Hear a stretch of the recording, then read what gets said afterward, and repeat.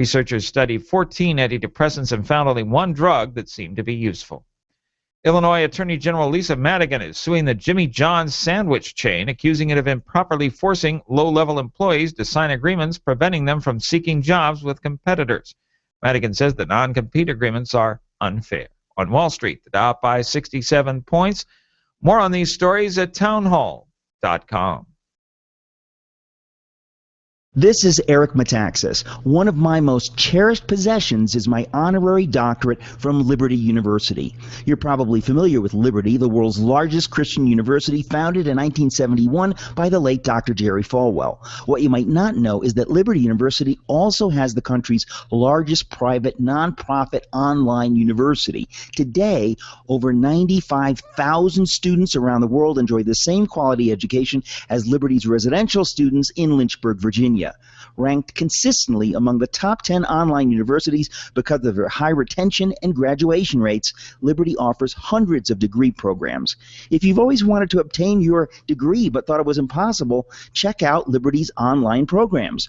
For more information, pick up your cell phone, dial pound 250, and say the keywords Liberty University. Discover how affordable and flexible a Liberty education can be. Dial pound 250 now and say the keywords Liberty University.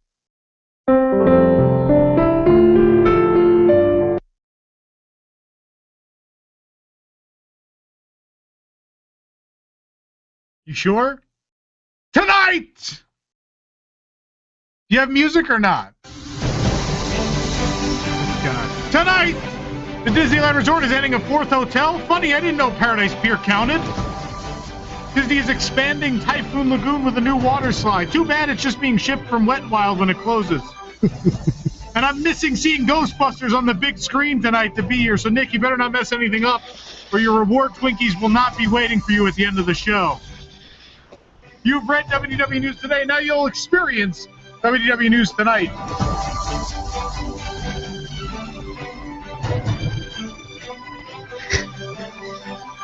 Got no work tonight, of course, So what, please, before we go any further, please explain what you did wrong this week, Nick. So you're already not getting your Twinkie. Well, that's an abrupt studio audience. Hey, how you doing, Tom? Welcome back. Why don't we have the right music? Welcome back to the studio. You're how you doing? The topic. Changing what topic? It's like rivers of light in here. What happened? Every once in a while there was, some people do things with the equipment here, but maybe not. I'm stalling. Oh, there's the thing. It exists. Somebody messed with our log. I didn't pre-check it. Studio audience, you can clap again. Good evening, ladies and gentlemen. Welcome to WDW News Tonight. I'm Tom Corless. You're not Nick LoCicero messing everything up over there in the booth. I swear the last 2 weeks went great. Last week we weren't even off. And it went great. Yay! Hey, we're back. So you just get the news or no? News? And now the news brought to you by T-Public. Welcome. By the way, welcome back, Tom. I'm glad. I hope you had a couple good weeks with the family. I did. Good time. All right. Lots going on at Disney World. I had to cover also. It's been a busy couple weeks. Yeah. So anyway, now the news brought to you by T-Public. Yeah, we're friends. I just didn't want to jump into the news like this was like a cold-hearted thing, like ignoring the fact that. Well, it usually doesn't start the way, but then something technically goes wrong. I wanted to welcome you back correctly, Tom. Yeah. I should have caught that. I appreciate it. I should have caught that. But anyway, Nick, we had a lot to cover. I know. Let's do it. How about we get to the news? That's what we're doing. I introduced it twice. The news.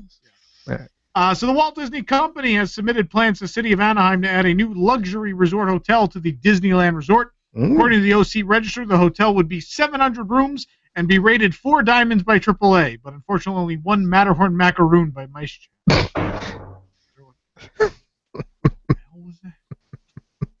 The proposed hotel would have a rooftop restaurant with a view of the fireworks over Sleeping Beauty Castle as can be seen in the concept art. The name of the restaurant, the Florida Grill. What? No. What? No. Why? The California Grill is in Florida. Why would the Florida Grill not be? That can't be. I'm joking. It's unannounced. That is a joke. Imagine if that's really the name, though. That'd be wonderful. That'd be amazing. Florida Grill. The hotel would be located at the northern end of the downtown Disney parking lot, essentially behind the Rainforest Cafe and ESPN Zone on the corner of Disneyland Drive and Magic Way. The footprint of the project will occupy 10 acres of the downtown Disney parking lot, so roughly the space occupied by 4 to 5 crooked parked cars of entitled guests normally in the lot. But it will include a parking structure, which will indeed service the hotel and downtown Disney. Nice. Theme park views from the hotel will overlook the show buildings of Splash Mountain, the Haunted Mansion, Pirates of the Caribbean, and, of course, the 10 years of Star Wars construction. No theme has been announced for the hotel, but it will be designed by WDI. And currently the city of Anaheim has 2 four-diamond hotels, the Disneyland Hotel and the Grand Californian. Not the Paradise Pier. I know that might be hard to believe. What? But the Paradise Pier Hotel, not. Come on. I think that's like 1/4 of a macaroon on nice jet. But anyway, the Anaheim City Council last year adopted a plan to provide tax incentives for developers to build luxury hotels to attract high-end visitors. Since then, a number of new luxury hotels have been proposed, including 2 at Garden Walk, should that survive, 1 on the site of the Annabella Hotel, and 1 at the site of the Anaheim Plaza Hotel and Suites, and none by Knott's Berry Farm. Or Knott's Berry. Tom, we stayed we at the Anaheim Plaza, didn't we, when we were there? Luxury hotel, it's exciting. Yeah, it is. I need more rooms. I think it's funny how our first story on WDW News Tonight is a Disneyland story, too. That's pretty good. It's really hard to drink out of this mug. Oh, I imagine it is. $13. I'm struggling to drink out of it. Do the lights disorient you? No, it's just the lid just gets in the way. Does it glow with the show? No. It doesn't glow with Jungle Book Alive with Magic. Jungle Book Alive barely glows with Jungle Book Alive. So, anyway. According to permits filed by Disney with the South Florida Water Management. By the way, we covered Disneyland because that's a really big deal. It is. It's a big deal. Disneyland getting its 4th hotel over. Really big deal. Anyway. According to permits filed by Disney with the South Florida Water Management District, and believe it or not someone on Twitter, there is a 2-acre expansion of Typhoon Lagoon Water Park on the way. Star Wars theme! Oh! I'm joking. Oh. It's Frozen. No. That would be cool. It's not themed to anything, probably, but the plans include... Frozen water slide would be great. And painful. Construction of new guest areas, including a water feature. Sidewalks and landscape areas will be provided for guest access, and the main attraction of the new area would be a new family raft ride that is to be located west of the Crush and Gusher ride. The ride would take place, of course, in an elevated flume or track, at least until Shanghai eats up the budget and it ends up on the floor.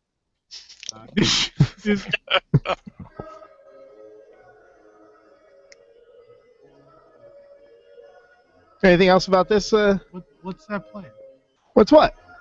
You don't hear that? No. We got the blueprint of the, if you're watching in the live chat, we have the blueprint of Typhoon Lagoon up there, which is pretty cool. Anyway. So, of course, Disney has not announced the project yet, but the filing of these permits is the first step in the construction process. Of course, the next step is the announcement, and then the 14-year physical construction to follow. So, anyway. You know what else has taken 14 years to build? What, Tom? Avatar! Getting it in early today! Gotta love the Avatar joke of the week. We did a couple of them last week. Did you? I think so. I don't know, we played the song a lot. 2 weeks You mean ago. 2 weeks ago? 2 weeks ago, yeah. Hey, Nick, reservations can now be made at your favorite restaurant, a 3-course lunch at Tony's Town Square, which will include reserved viewing of the Main Street Electrical Parade right in front of the flagpole on Main Street, USA. I'm excited. So the only question is, what will get you more nauseous, the parade or the food?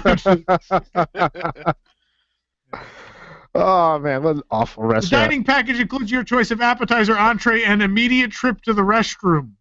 Oh, wait, I'm sorry, that's dessert and beverage. The cost is $45 for adults, $17 for children, plus tax and gratuity, and is one table service entitlement on the Disney dining plan. Reservations open June 7th. They can be made at disneyworld.com/dine or by calling 407-WDW-DINE. I've been hearing a lot about this Tony's Town Square lately. I don't know, like word's been going around. And so I think we might be playing some of the ads on the station. I'm not sure. They bought some ad space. Yeah, I think they did. You might hear that later in the show. Anyway, Morimoto Asia now offering a summer bonus program where guests receive a $20 bonus card for every $100 gift card they purchase at the restaurant. The offer now valid through June 30th, 2016. Similarly, if you get a $100 Disney gift card, you can continue to steal uncharged gift cards off the display.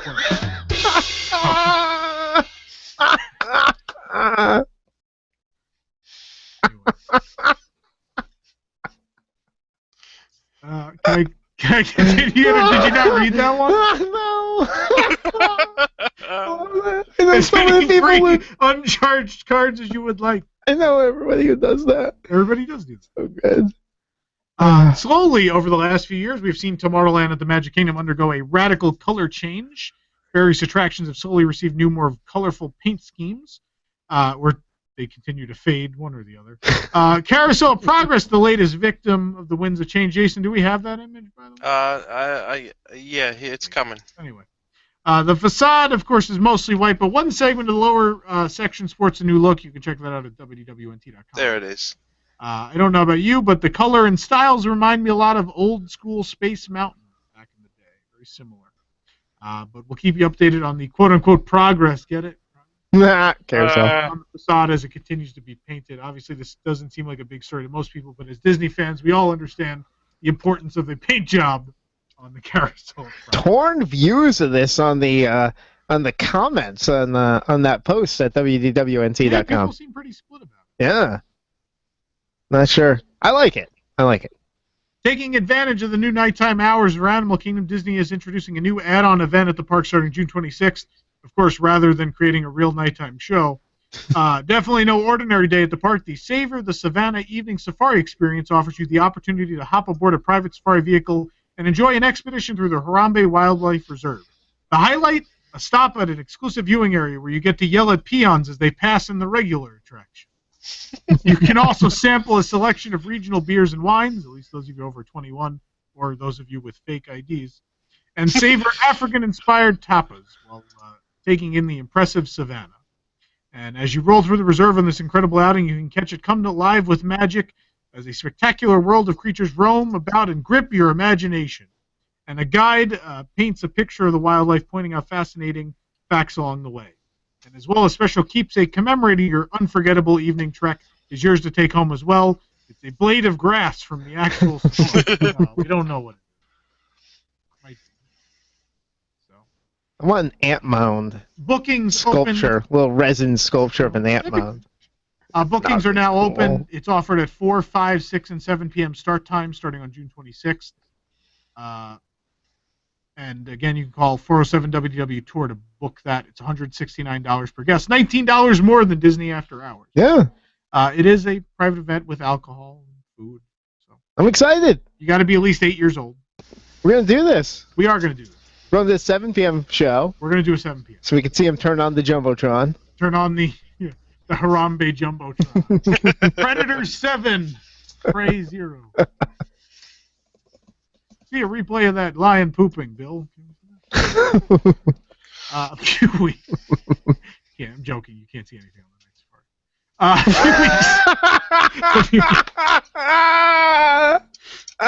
Kids, if you squint, you might see. Oh, I felt so bad for the driver. He was trying. He injected a lot of personality in there, but my favorite was by the third time we went on it, the driver at the beginning goes, "Well, you're going to hear a lot of interesting animal noises along the way." Well, yeah, because you're not going to see anything.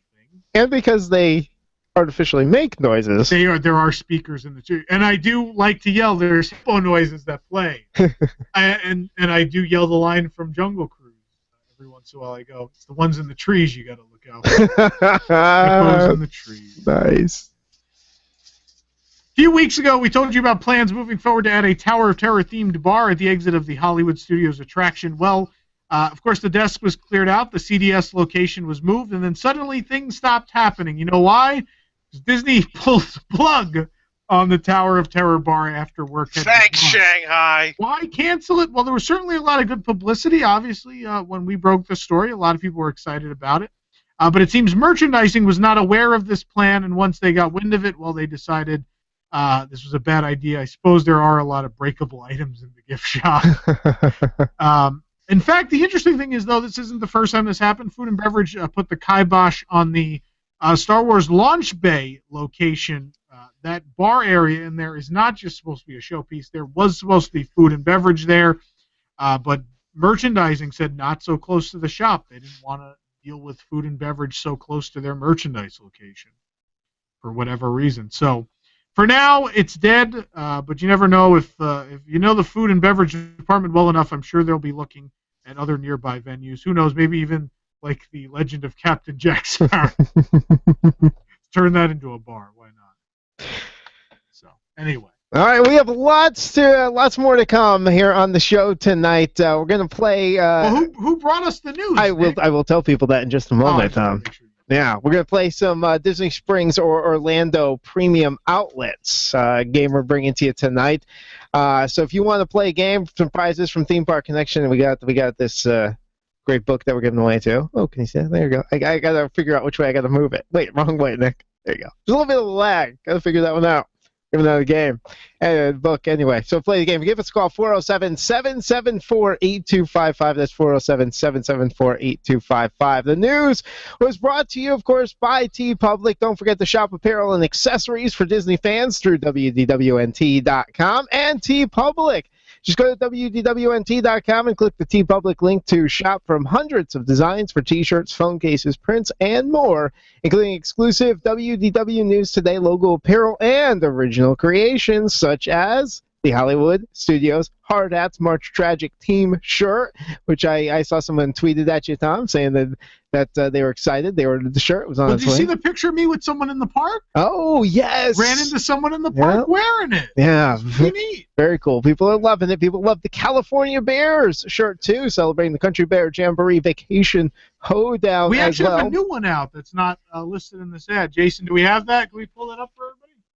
There it is, WDWNT.com, the website that must not be named. All right. According to anyone on WDW Magic.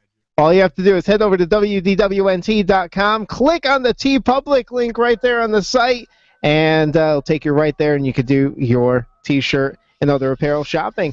TeePublic, an official partner of WDW News Tonight.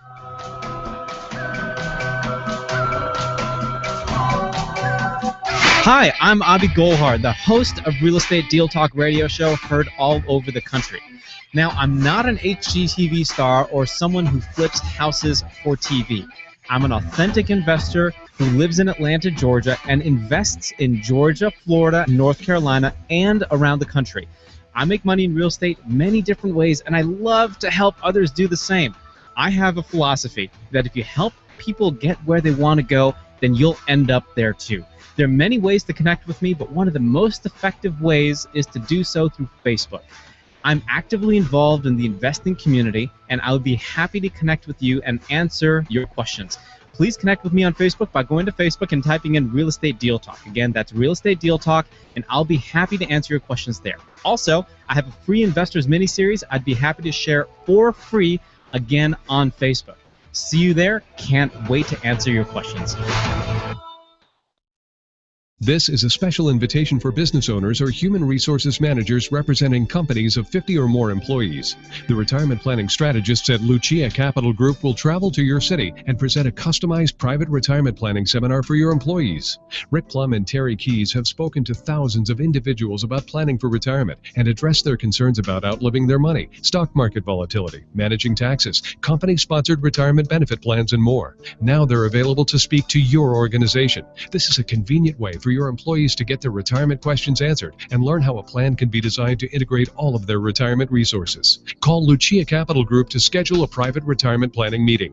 Call 800-644-1150. That's 800-644-1150. Rick Plum and Terry Keys are registered representatives of and offer securities through Lucia Securities LLC, a registered broker-dealer member SIPC. Lucia Securities is a wholly owned subsidiary of Lucia Capital Group, a registered investment advisor. All investments are subject to risk, including loss of principal.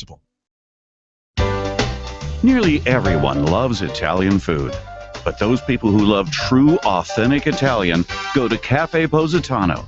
It's because owner and chef Pasquale Barba offers home-cooked food from his hometown, Positano, Italy. He is Italian. Local fresh items are combined with rare ingredients imported only from Italy, along with generations-old family recipes. Whether it's pizza or those delicious daily specials, taste for yourself at Cafe Positano, 4 miles west of I-4 on 436. 407-774-8080. The most authentic Italian food in Central Florida.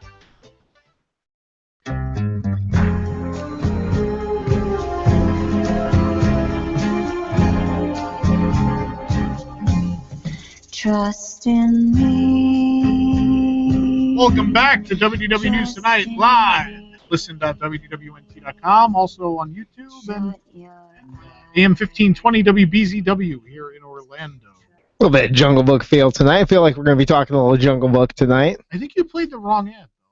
The wrong ad? Yeah, that's not the Italian restaurant we had an ad for.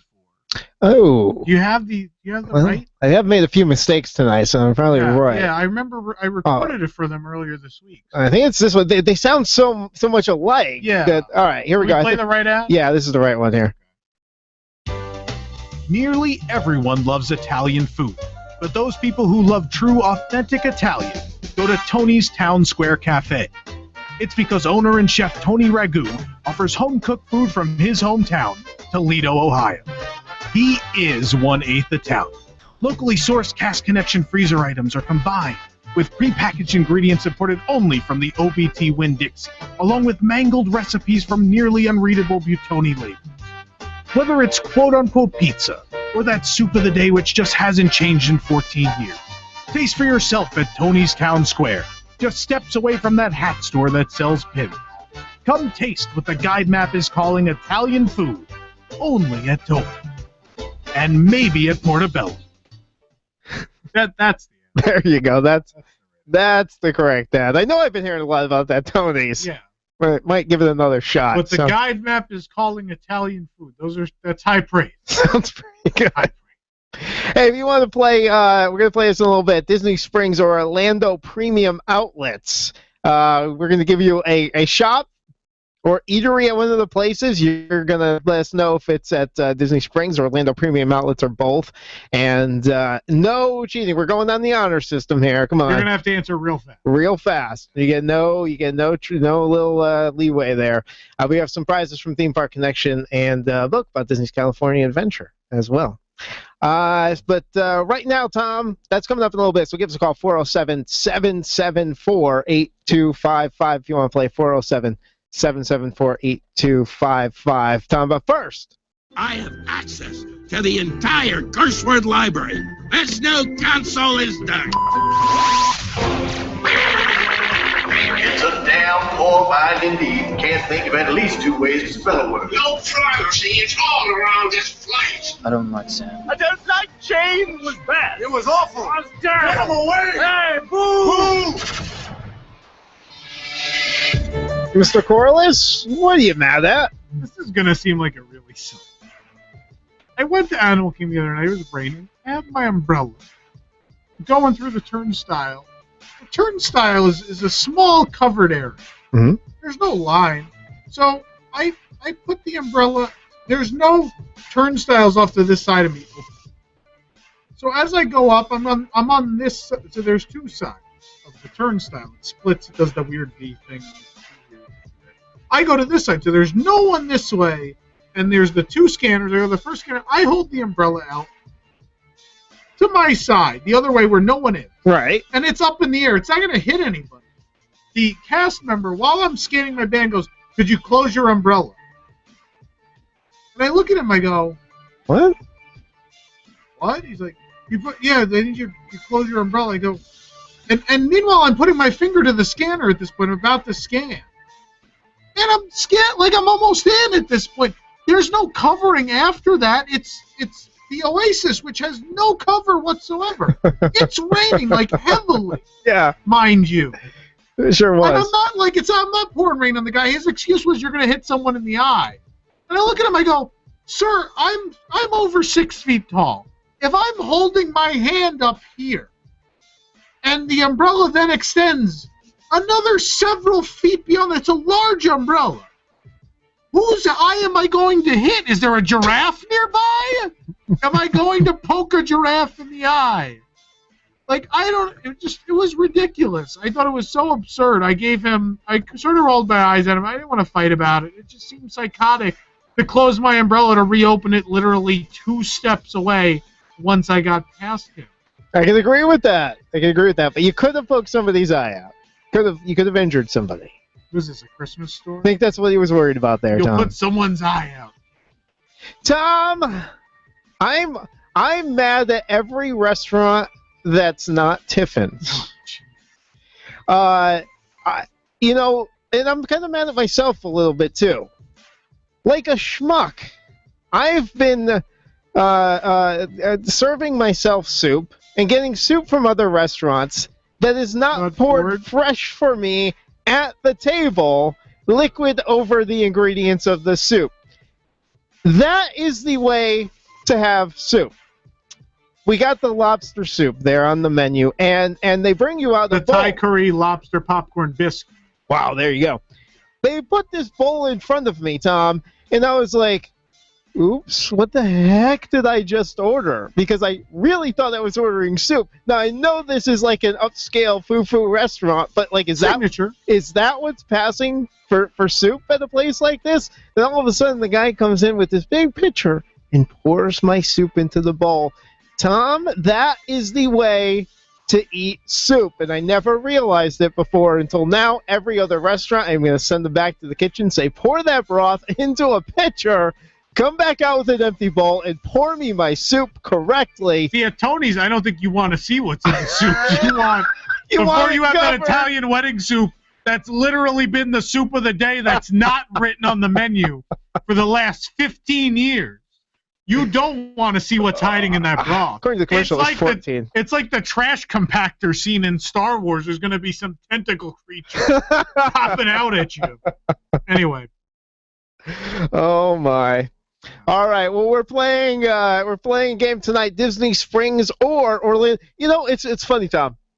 When we play the math game, I can't even keep up with the amount of lights that ring on this phone bank over here.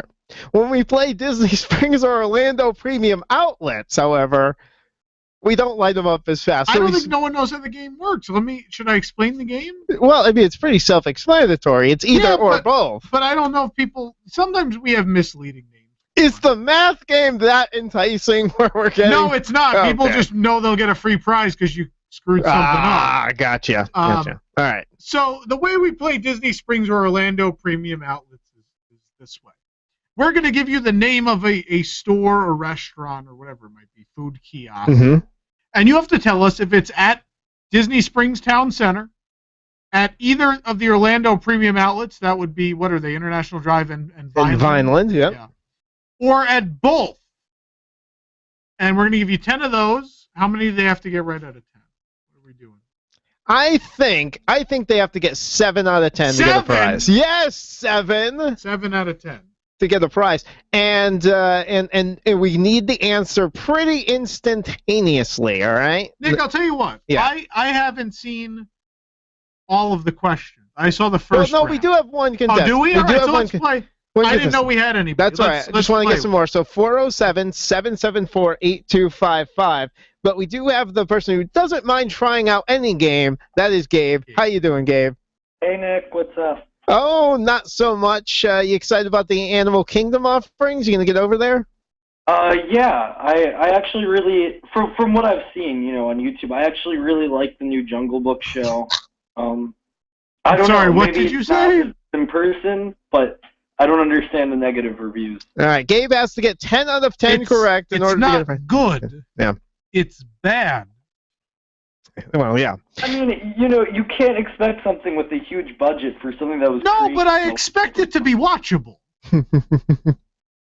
I don't expect the Discovery Island band on barges with miscreens that don't function.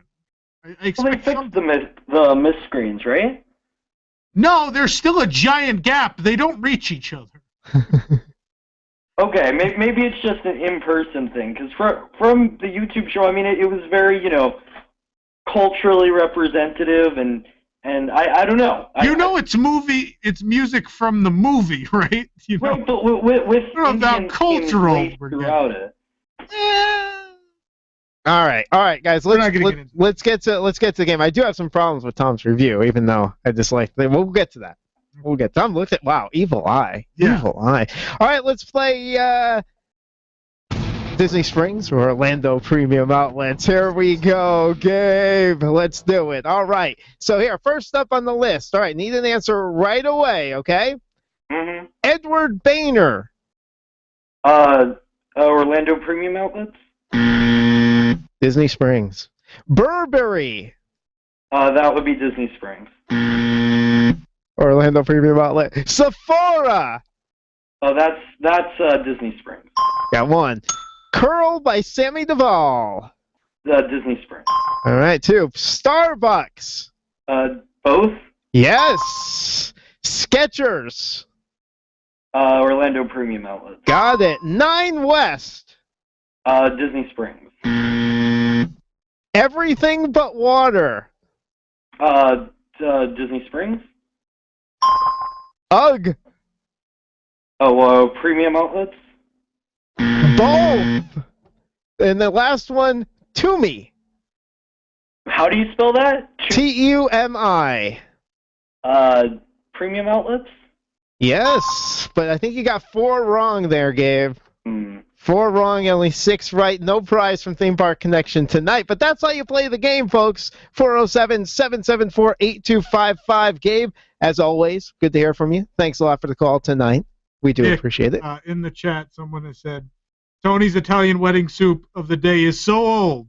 How old is it? It's so old that the couple from the wedding has since had children who have grown up and had their own weddings. Oh, my. Oh, my. All right, so let's talk, Tom. Let's talk a little bit about that. While we're waiting for some people to call and play the game, actually, as they are right now. Why don't you give us your general review? We've kind of danced around it a little bit. Jungle Book Alive with Magic. What's your main problem with it? My main problem with it is it isn't a nighttime show. But, okay, you say that, then you say it's not even watchable. So you're being a little inconsistent there, and that's my problem. As a nighttime show, it's not. There are people lining up at 5:30 at night. I want you to imagine. Voices of Liberty is wonderful. They're great. I love Voices of Liberty, and and I'm giving a bad example because it's a far superior show. But if I was going to see Voices of Liberty, would I line up at 5:30 in the evening for the 9 o'clock Voices of Liberty? No, because that's not a nighttime spectacular. That's not an event worthy of waiting that many hours. It's not an event worthy of having a dining package. Mm-hmm. That's the problem with this show. It is not Fantasmic. Fantasmic is a big, amazing show, which definitely warrants longer wait times. It warrants a dining package to skip those wait times. This show does not. Whether or not the people are talented, whether or not the music is good, does not save the show. You can't see the performers from half of the seats. It's poorly staged. Other than the lighting, it's not really that impressive. The mist screen, which you're seeing right now if you're watching the video stream, never reaches each other. So it's just this big gap. On Sunday, they were. But the slightest breeze, it's like World of Color. World of Color adjusts itself based on the weather. It's supposed to figure it out. These mist screens are not. Yeah, so if there's a slight breeze, forget it. And that's fine. I'm just telling you that Gabe must. That's fine. It still doesn't save the show. It's better. Right? Yeah. No, it doesn't. The show is awful. The show is absolutely awful. But I think it's awful for I don't think it's awful for the same reasons that you're saying it is. I don't how could I don't even think Disney was promoting it as a Phantasmic or World of Color. They don't have to, but it's got to be. If you're going to sell dining packages to some, I can't believe I'm watching it right now. Like, but it doesn't. See what's going on the screen. I'm like, you even admitted the price of the dining package was worth it because you probably saved some money on your food. That's Tiffin's. I'm not saying you should go see the show after. I'm saying it's a good value to eat at Tiffin. Wait. Your time will still not be well invested in even wasting a half hour sitting on these benches to wait for this show to happen. It's atmospheric entertainment. If this was something that was presented on Discovery Island on that tiny stage, if like one of the little dance groups went over to that stage at 4 o'clock, I'd stand there and watch them for 10 minutes. This as a 20-minute show does not function. It doesn't work. No, I get that, but you see, you're oddly tying this to it being a nighttime show in this stadium. I think for what they wanted to do, that's not the point. The point is they failed at giving us a good show. Regardless, yeah, I don't think it's the worst thing. I think the point I was trying to make was, as a standalone show, I don't think it's the worst show I've ever seen in a Disney park. Probably not. As a nighttime entertainment offering, it is hands down the worst nighttime entertainment offering. But it has its problems, and you could see where it was rushed. First of all, the choreography. Of course it's rushed. It was made in 40 days. They can't do the dances that they're supposed to be doing because of the little barges they're standing on. There's just not enough space. They're not. It's not choreographed good enough for the space they have. It should be narrated a little bit to where I at least know. You don't even know there's people live singing. They don't tell you. You have no idea. And I thought I was weird not realizing that, but a lot of people didn't realize that. They don't introduce themselves or anything. So the people on the middle barge are singing live, and again, I do not like the arrangements of the music. I do not like. I didn't think the music was. I thought it was pretty bad. I thought the choreography was pretty awful. I thought I don't put as much blame on the actual dancers because I can't really judge that talent, but it just looked bad, and I don't think they were comfortable. Did you see GlowFest? No, I don't remember that. So GlowFest did a Bollywood show. GlowFest was the thing that you were supposed to do while you're waiting for World of Color. It was like okay. In DCA. And they did a Bollywood show in front of what was the big Sun hubcap, the old Sunshine Plaza fountain thing. And it was a Bollywood dance show. It was like 10 or 15 minutes long. And it pretty much was this. But because it wasn't a nighttime show, if people enjoy Bollywood dancing, they could stand there and be like, okay, that was enjoyable fun. Mm-hmm. Now let's go do something else. This is not... Imagine if you bought the Hollywood Brown Derby package, and you wait hours to go see Phantasmic, and after all these hours, the show begins, and it's just the Dapper Dans standing on stage with lights behind them. The Dapper Dans are talented people, but they've been put in the wrong venue. Right. That's what's happening with Jungle. Yeah, and the action that's on these distant floats is too small for it to matter. It's not a big spectacle. It's a show that you're meant to see in a little bit more intimate, up-close setting. And the water and stuff behind it doesn't really add to anything. The one positive I pulled away from it, I did see some elements that bode well for Rivers of Light. The fire on the trees. Yeah, the fire on the trees, the snake wrapping around the trees, then coming out to the mist screen and that kind of stuff. There were some positive elements here. Once they actually get the mist screens to function. Right. No, I get that. There's some potential there. But overall, this was pretty bad. People that are enjoying it, I think, it's funny because I don't like to defend you, Tom, but honestly, in the comments, there was you posted your review, and a lot of people were coming at you saying, stuff like, people are being negative for no reason, and it's like, well, if you were positive about it, people would say you're a shill for Disney, and it's just it's weird. You were just honest about it, and people can have different opinions about it, but your job is to recommend people to maximize their time. Yeah. And this is something you could skip and still have a wonderful do better vacation. off. It will not distract. In fact, spending night walking around the park, or spending some time at Nomad, or going on the night safari, even the night safari, or just standing watching the Tree of Life will all be things that are better investments of the few night. Because you got to remember, it doesn't get dark till 8:30, so you only have like 3 hours of 2.5 to 3 hours of actual nighttime in this park. If you want to see Everest at night, if you've never seen it before, that's a really great thing to do. you want to walk around the park, or you want to enjoy some time at the lounge, or watch the tree, your time is very precious and valuable. Yeah. And this show is not worth it. Rivers of Light could be a very, very different thing, but this at the very least is not. And I'm sad that they still felt like they could offer a dining package with this, even though they knew it was an inferior product. All right, Tom, whether or not they thought it was good. We'll get to some more Animal Kingdom nighttime entertainment reviews, but first, another round of Disney Springs or Orlando Premium Outlets. This time we have Rick on the line. How you doing, Rick? Pretty good. How's it going, guys? Doing good. Where are you calling in from? Annapolis, Maryland. Maryland. Now, are you familiar at all with the Premium Outlets? You an outlet shopper? Only been there a handful of times. Handful. Not too much. All right. Well, let's see how you do tonight, Rick, in Disney Springs or Orlando Premium Outlets. I'm going to give you the name of a shop or kiosk. You're going to tell me if it's in Disney Springs, Orlando Premium Outlets, or both, and I need an answer really quick. No cheating. No looking it up, Rick. If you get 7 out of 10 correct, you get the prize. 7? Yeah, 7 from Theme Park Connection. Here we go. American Threads. Disney Springs. Got it. Tommy Bahama. Disney Springs. Both. Vera Bradley. Both. Yeah, nice. Zara. Disney Springs. Got it. Perfumania. The Premium Outlet. Got it. Lily Pulitzer. Premium Outlet. No, that was in Springs. Wetzel's Pretzels. Both? No. Disney.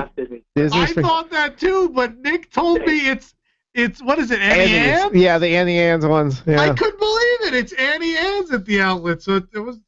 All right, 3 more. You can't get any more wrong here. Under Armour. Disney Springs. Oh. I figured that would get people. Tommy Hilfiger. Premium Outlet. Got it. And Pandora. Disney Springs. Got it. Oh, he's off by 1. Yeah, I think he got 4 wrong, right, Tom? Right? Yeah. Okay. Yeah. Sorry, Rick. Appreciate. No problem. Thanks, guys. Appreciate calling tonight. Any comments you want to make on anything going on at Disney World? Not too much. No, not at the moment. All right, very good, Rick. Call us anytime. Appreciate you calling to play the game tonight. It's as easy as that, guys. 407-774-8255 is the number. Give us a call. We'll play some Disney Springs or Orlando Premium Outlets with you. We've yet to give out this book right here.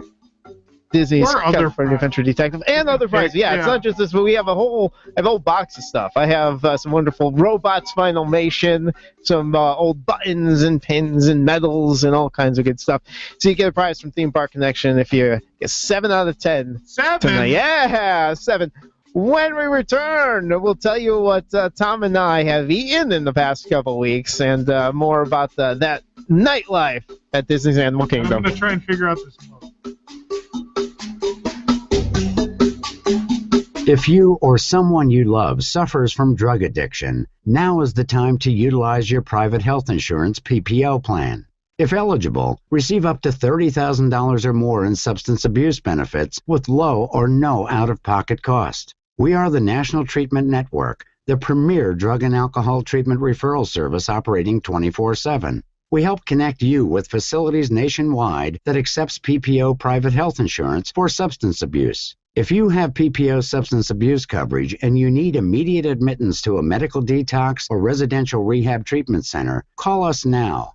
Call our live referral helpline today. The call is free. This program is not available to Medicare or Medicaid customers. Call 877-247-1585.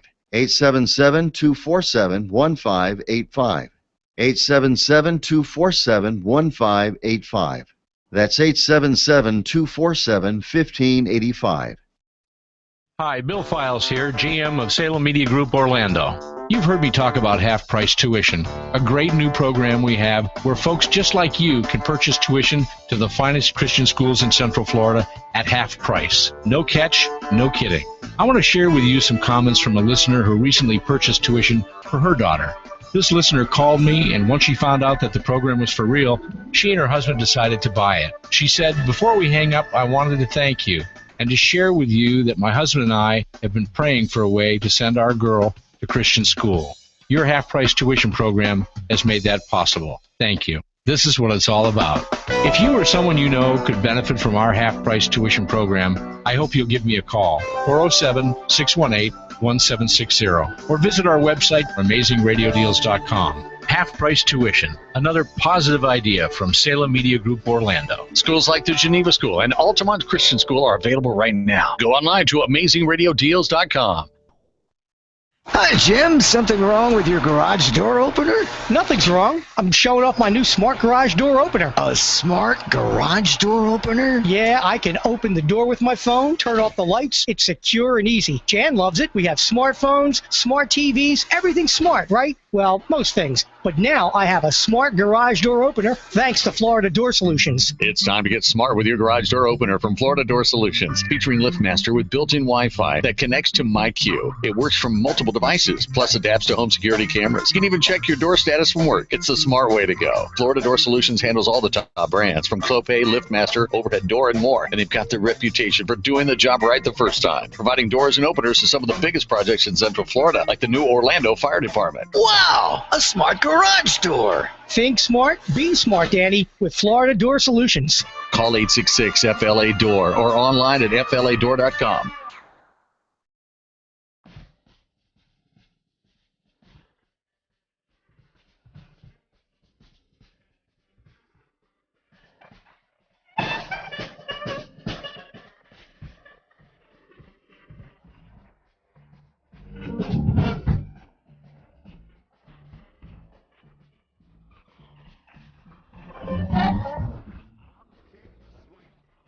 Jungle PID. Can't wait for this episode to not be available. Copyright. Showbook flair to some of the music tonight. That movie was great. It was.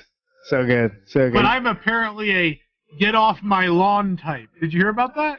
No, I saw a response, but never saw the original. Inside the Magic, which mostly covers video games, I guess at this point. I don't know. If I followed their Twitter, I would think they didn't cover it. Yeah. So how you like an old man because of that comment? I don't know. I feel like I'm going senile. Anyway, I don't know if it was directed at me or not, but I think we probably had the review that got the most ire from people. Certainly, other reputable people had tweeted their reviews that they didn't like the show.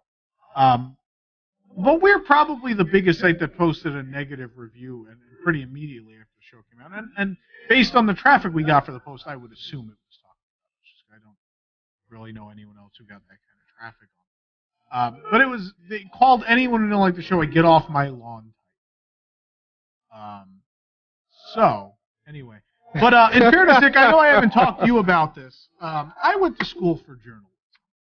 I went to school to be a journalist, and in the course of that, anyone who works in the field, I'm sure you had to take one actually also, media ethics class. Oh, yeah. Absolutely. It's a requirement for anyone in anything in the field. Miss Betts. Broadcasting, UCF. journalism. Shout out. Any of those things. And what's funny is there is not a whole lot of media ethics in this community because I don't think I think it's fairly well known at this point that there's a lot of people who have actually either been threatened or told they would lose their media credentials from Disney if they don't stay positive. Play the game. Yeah. So that's the thing. And obviously it's actually a hot button topic with that whole UFC thing that's going on. The guy that, he worked for a news outlet and now they've banned him from media? Or He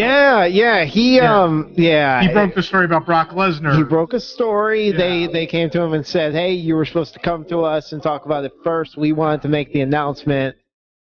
Yeah. And that's the way things are going. I mean, these big corporations, I mean, Disney's one of them that wants to be their own PR wing. The day of the, everybody leaning on a press release to get the info out there is long gone. And that changes the rules. That changes the rules and how you gather information and how you can... But it's not, but like, imagine if you worked for a newspaper. Remember when those existed? You work for a newspaper and you cover sports. You cover a sports team. Your job is to analyze in a lot of ways the moves the team makes, business decisions, and team decisions, and things like that. Imagine an age where a baseball team could tell someone from the New York Times they can't come cover the press room because they said something negative about the team, right? How the team's being handled. That would be insane, right? Like, well, yeah, I mean, honestly, the team does issue credentials, so they could not issue credentials, but it's the job of right those people, like ESPN, especially those people.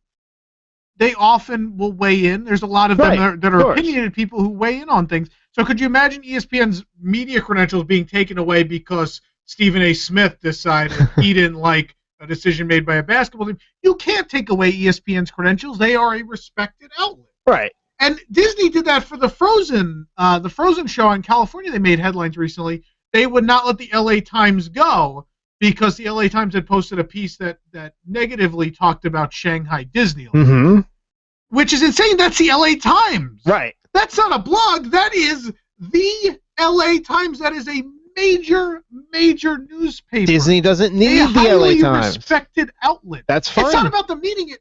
They should not be allowed to not invite them. That is a major outlet. You can't. No, it's a private thing. You can't just come. That's insane. If LA Times wants to go, they can buy a ticket and go. That's insane. Insane. I would like to. I know we've done this a couple of times before. I want to get a media ethics professor on the air either next week or the week after, and I want to actually have this conversation. And I want to actually open the floor to the people who are supposedly on Disney's media list. I know they're not going to show up, but you know how I do. Let's set that. Let's look at that for a couple weeks. I will happily invite anyone from Inside the Magic who wants to come, anyone from Attractions Magazine, WDW Radio, any of those reputable sources that wants to come on the show and actually have a real conversation about something.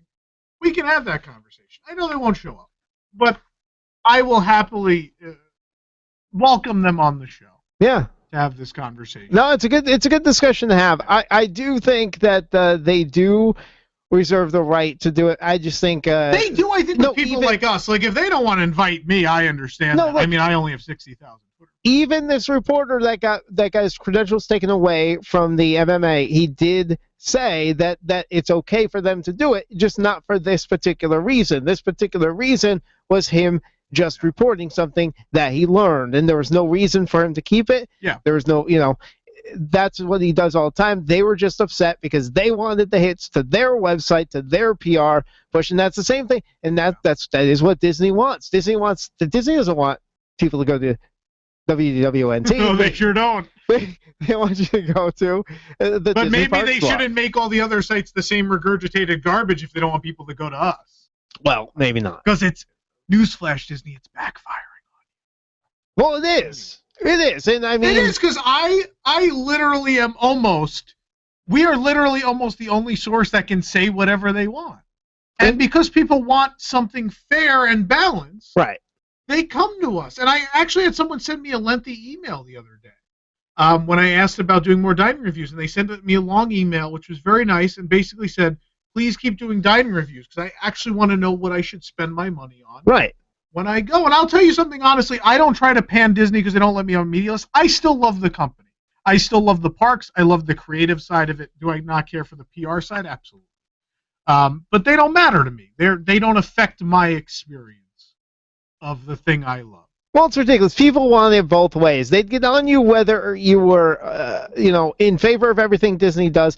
I mean, I get that all the time. I think we are very fair. I think I will be one of the only people that goes into Frozen Ever After not holding a grudge.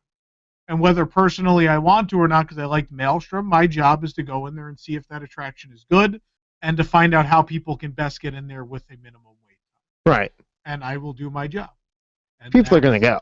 It's not. Well, yeah, I know that, but I got to tell people if the ride is good or not, or if it's only for kids, or if I think everyone will enjoy it, or, you know. It's going to be scrutinized. There's no doubt about that. It's going to be. They're gonna have to have their work cut out for them. But there are I can almost already. I have not seen the ride other than the 2 pictures from inside we posted. I have not seen the ride yet. Yeah, I haven't seen the ride yet. But I could probably, if you gave me a graph of all the major Disney news websites, and I had to put a thumbs up or a thumbs down what I think they will think of it, I would almost guarantee you that if not 99, I could get 100% of them right. I could tell you who's going to be negative and who's going to be positive. And that's without even having seen anything. I know the outcome before it's even going to happen. Oh, it's going to get disgusting. It really is, because if you're nauseous about Frozen itself, the Frozen coverage in the... See, I get nauseous of these Frozen bashers that are just like, dissing it just because it's Frozen, and that's not valid. Frozen is a thing. Deal with it and move on. We have a comment in the chat.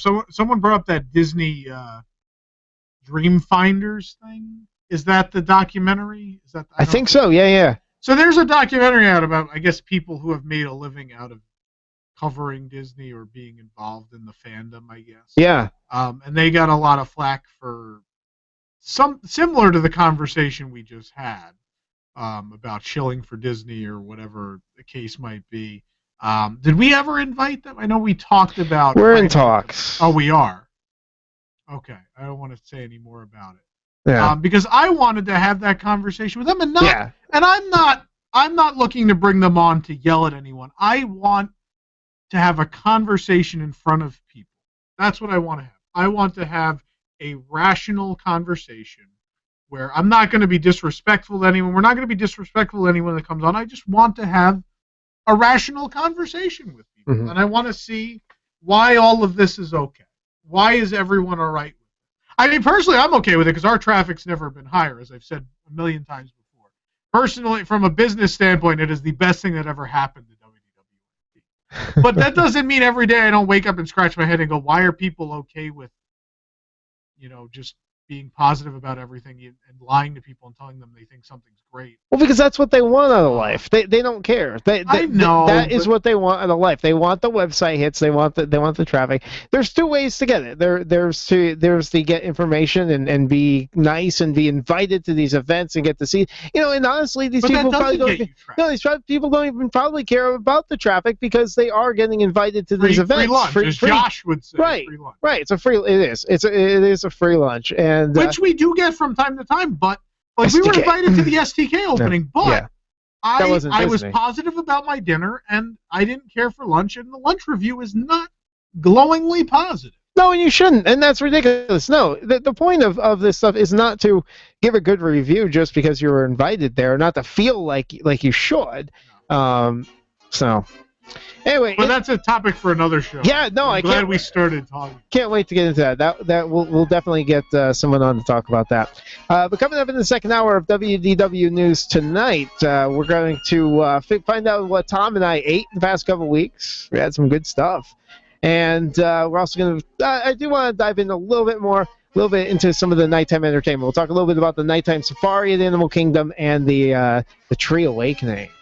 It's pretty fun as well. We'll do that in the second hour, and we're bringing on some of the WDWNT staff, and we're going to talk about some of the ghosts of Walt Disney World past, and a flashback to the future that's not Star Wars weekends, baby.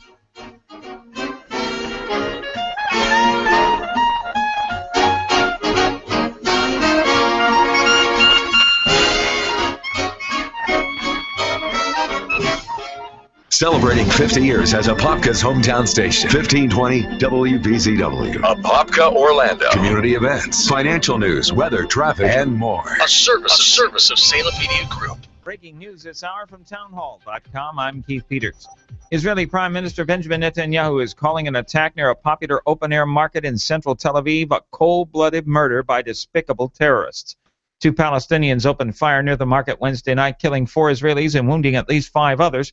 Correspondent Ian Dietz reports Israeli police say the Palestinian attackers were related to each other. Police are saying that they're members of the same family from a Palestinian village called Yatta near Hebron in the West Bank. Hebron has been a flashpoint for violence over the past 8 months of unrest that has seen numerous Palestinian attacks on Israeli civilians and security personnel. Both of the alleged attackers are in custody. President Obama won't endorse Hillary Clinton for president until after he meets with Bernie Sanders. The White House isn't saying when the president will formally endorse Clinton, but spokesman Josh Earnest says it won't happen before Thursday morning's White House meeting between Mr. Obama and Sanders. Earnest says Sanders has earned the right to make his own decision about the course of his campaign, and that the president is respectful of that because of the way Sanders has inspired millions of Americans during the primary. Greg Clugston, the White House. Meanwhile, one Republican senator is asking why Donald Trump's comments about a judge's Mexican heritage are being criticized more than some comments several years ago by Supreme Court Justice Sonia Sotomayor. Back in 2001, Sotomayor, who was then an appeals judge, spoke of ethnicity and gender affecting judicial decisions, saying she'd hoped that a, quote, wise Latino woman would often reach a better conclusion than a white male without the same experiences. Senator Chuck Grassley of Iowa says the public shouldn't have any more trouble with what Trump said than with what Sotomayor's remarks said. On Wall Street, the Dow up by 67 points, the Nasdaq rose 13, the S&P advanced 7, oil at $51.61 a barrel. More at townhall.com. Are you a responsible person who finds yourself going deeper and deeper in credit card debt and you're not sure how to fix the problem? Then get ready for a toll-free number that will put you on a path to financial recovery. Trinity Debt Management is a nonprofit organization that will consolidate your accounts into one easy-to-manage monthly payment, put a stop to late fees and over-limit charges, and reduce your interest rates by as much as 60%. You'll save thousands and become debt-free for keeps. It's not a loan. It's a smart way to relieve your stress, meet your obligations, and preserve your self-respect. If your debt has you down, we should talk. Gather up your bills and call this toll-free number for a free, no-obligation debt analysis. 1-800-936-5348. That's 1-800-936-5348. If you're in debt and you need help, call Trinity at 1-800-936-5348.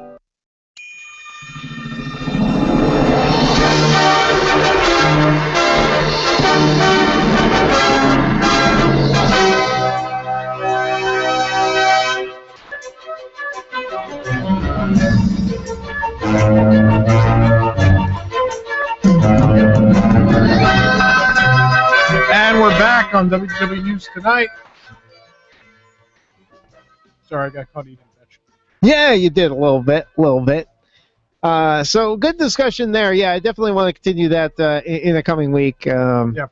We'll get to that then. I'm eating a chip. Eating it, and that's what you're eating right now. These veggie chips are not going to be included in your What Did Nick Tom Just Eat in a little bit. No, Hopefully we'll be. Next week on the show, the Family Feud. We're going to do a full edition of the Family Feud next week. We're going to get teams.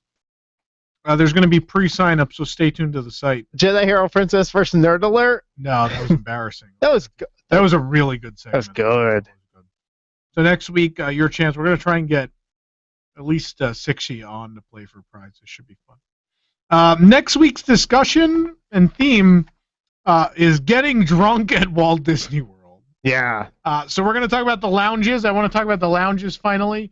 We're going to talk about people getting drunk at Walt Disney World. Yeah, we're talking about the ongoing battle of family-based treats versus the alcoholics. Tom, you and I have a lot of show prep to do this weekend. We do, yes.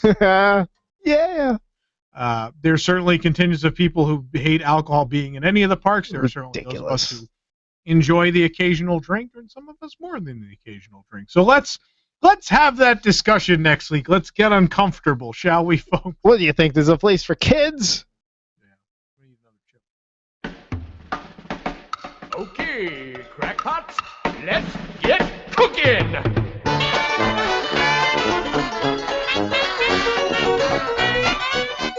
They should just sell these sweet potato ones.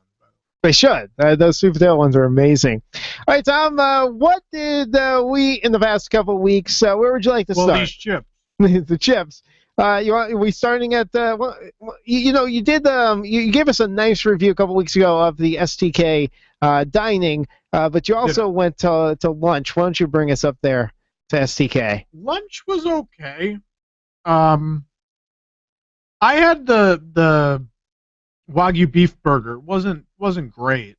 From your photos, though, the burger itself was fantastic. The meat quality was spectacular. Looked good. The toppings were a horrible choice. It's like blue cheese and peppers, and it just didn't mix together. It just wasn't all that great. And Jason has brought up the pictures for you of the review.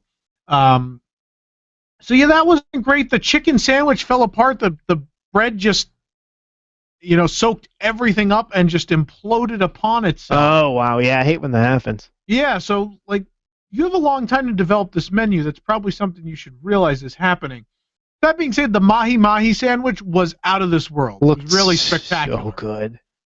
So it was hit and miss. The fries, a lot of people try to imitate McDonald's French fries. Yeah. STK isn't imitating. I think they're going down to McDonald's, picking up fries and bringing them back because they're spot on.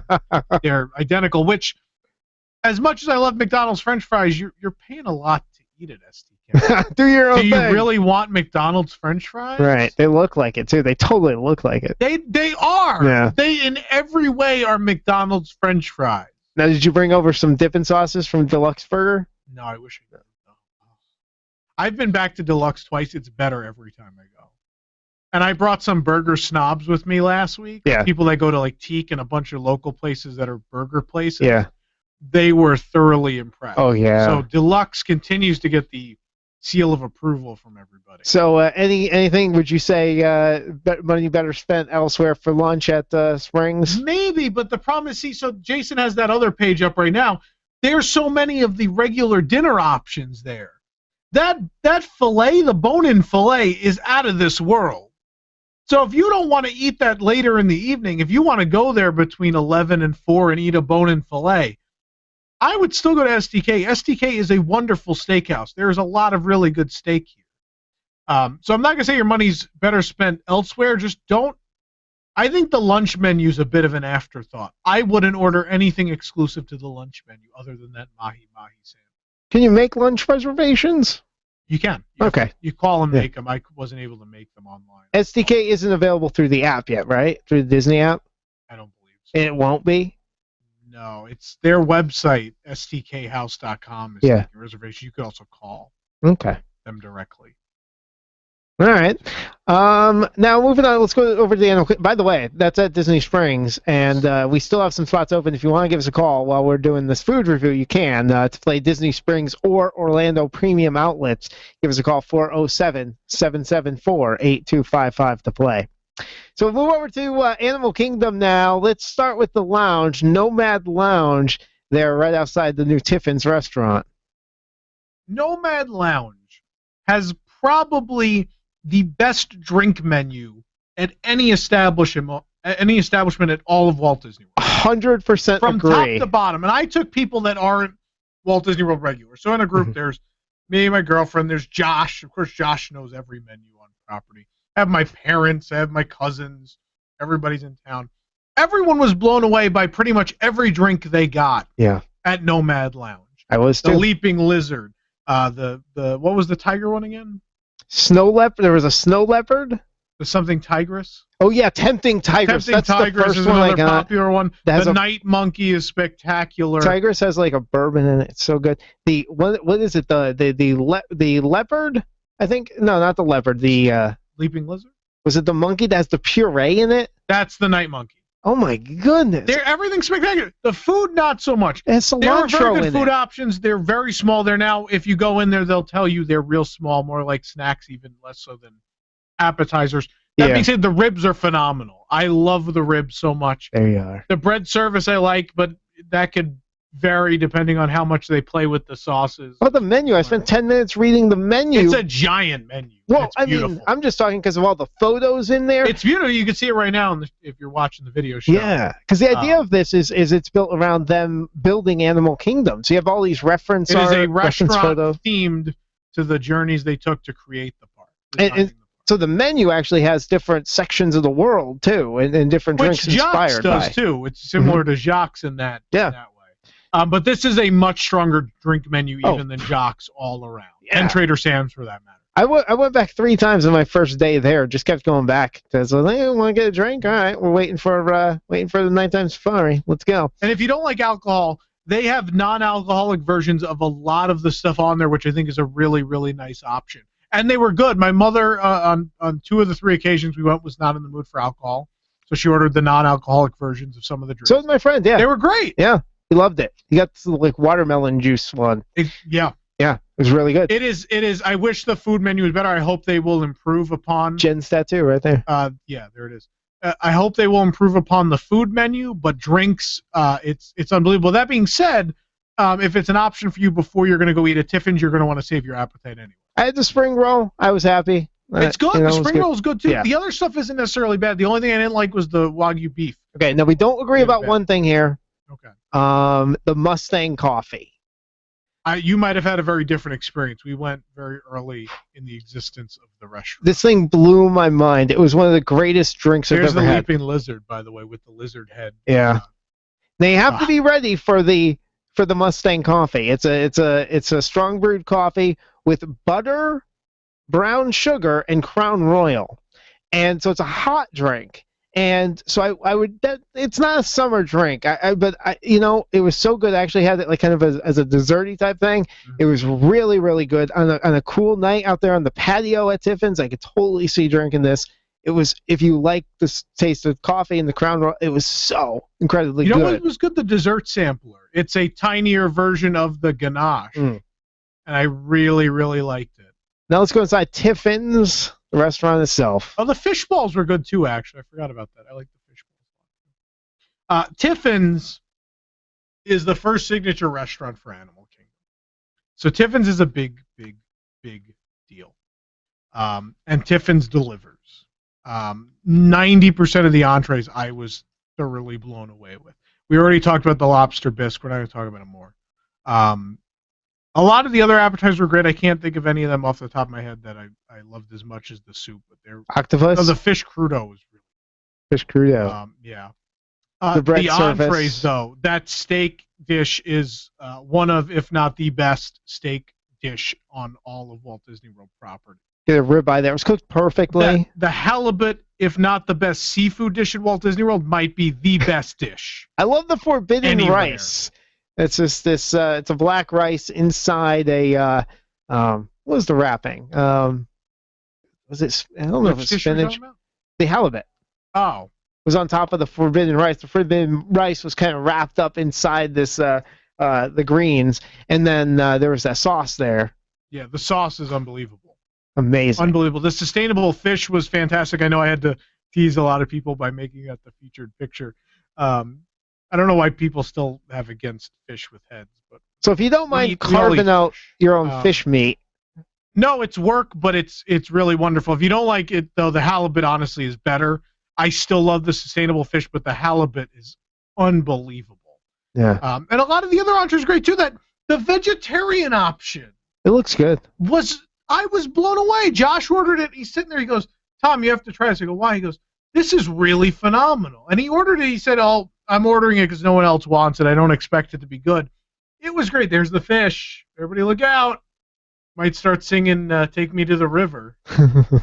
At the end of the meal, I didn't put the picture in the review. I hold up the head with just the bone at the end. Nice.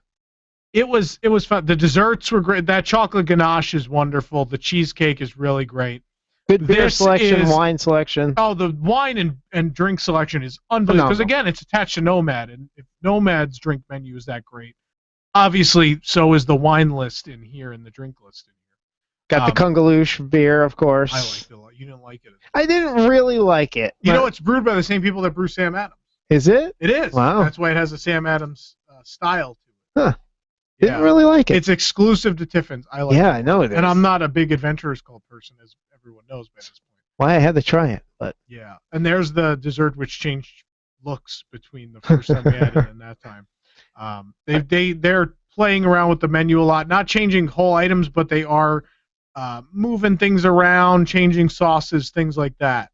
And you got your the dish you like that the head-on, was it head-on? Yeah, Ashley ordered the head-on shrimp, which in this case they were called the whatever, something prawns. Yeah, something prawns. Fancier name. Very different, better than Skipper Canteen, as much as I love Skipper Canteen, but needless to say, more expensive. Yeah. So let's talk about price. It is a pricey place it's to go. Yeah. I mean, it's a signature restaurant. So that being said, it's not STK. It's not going to run you $100 a person. But $40 to $60 a plate. Well, yeah. So the $53 is the most expensive. 53. I know. I've been there a couple times. So I've memorized the menu a bit at this point. STK will run you probably with everything, drinks and everything, $100 a person.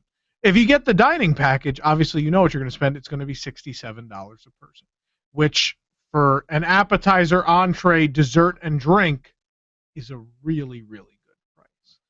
It will probably cost you about that, if not a little more, if you don't get the dining package. That's why, regardless of seeing that hard show, I say get the dining package. Obviously, for the best value, you're going to want the Wagyu beef, which isn't going to be a mistake because it's wonderful. But there's a lot of really great stuff on this menu. Is everything available to you? If you buy the dining dinner package, it's the full menu. Okay. Full menu is available. It is your choice what you want off of it. Yeah, that's important. Yeah, that's good. All right. Yeah, so but Tiffin's is wonderful. And we'll have obviously on this show we are constrained by time. I do have a podcast coming out, and some segments have been recorded already. So everyone, yay, he's making a podcast again. There will be a full in-depth review of Tiffin's, STK, Nomad Lounge, everything new. We will spend as much time as we can and really talk you through the menu. So make sure before you spend $60-something a person that you make the right decisions. And we're going to try and make sure you have a wonderful time. I'll be honest, until Pandora opens up, when I was there, this was needed, this little place to kind of kill some time in between doing some stuff at Animal Kingdom. This was absolutely perfect, and so it was fun to have a place where I could go and just kind of chill on the porch, have a drink, then move on and go do something else, come back maybe later. It is the perfect little spot, and it's right there on the pathway. When Pandora opens, there goes my quiet little space out of the way, though. No, but the inside is gorgeous too, and you have to go over to WDWNT.com. We have the video tour, yeah, and look. You have to spend some time. Ask your server about stuff in there too, because they could point some great stuff out to you in there.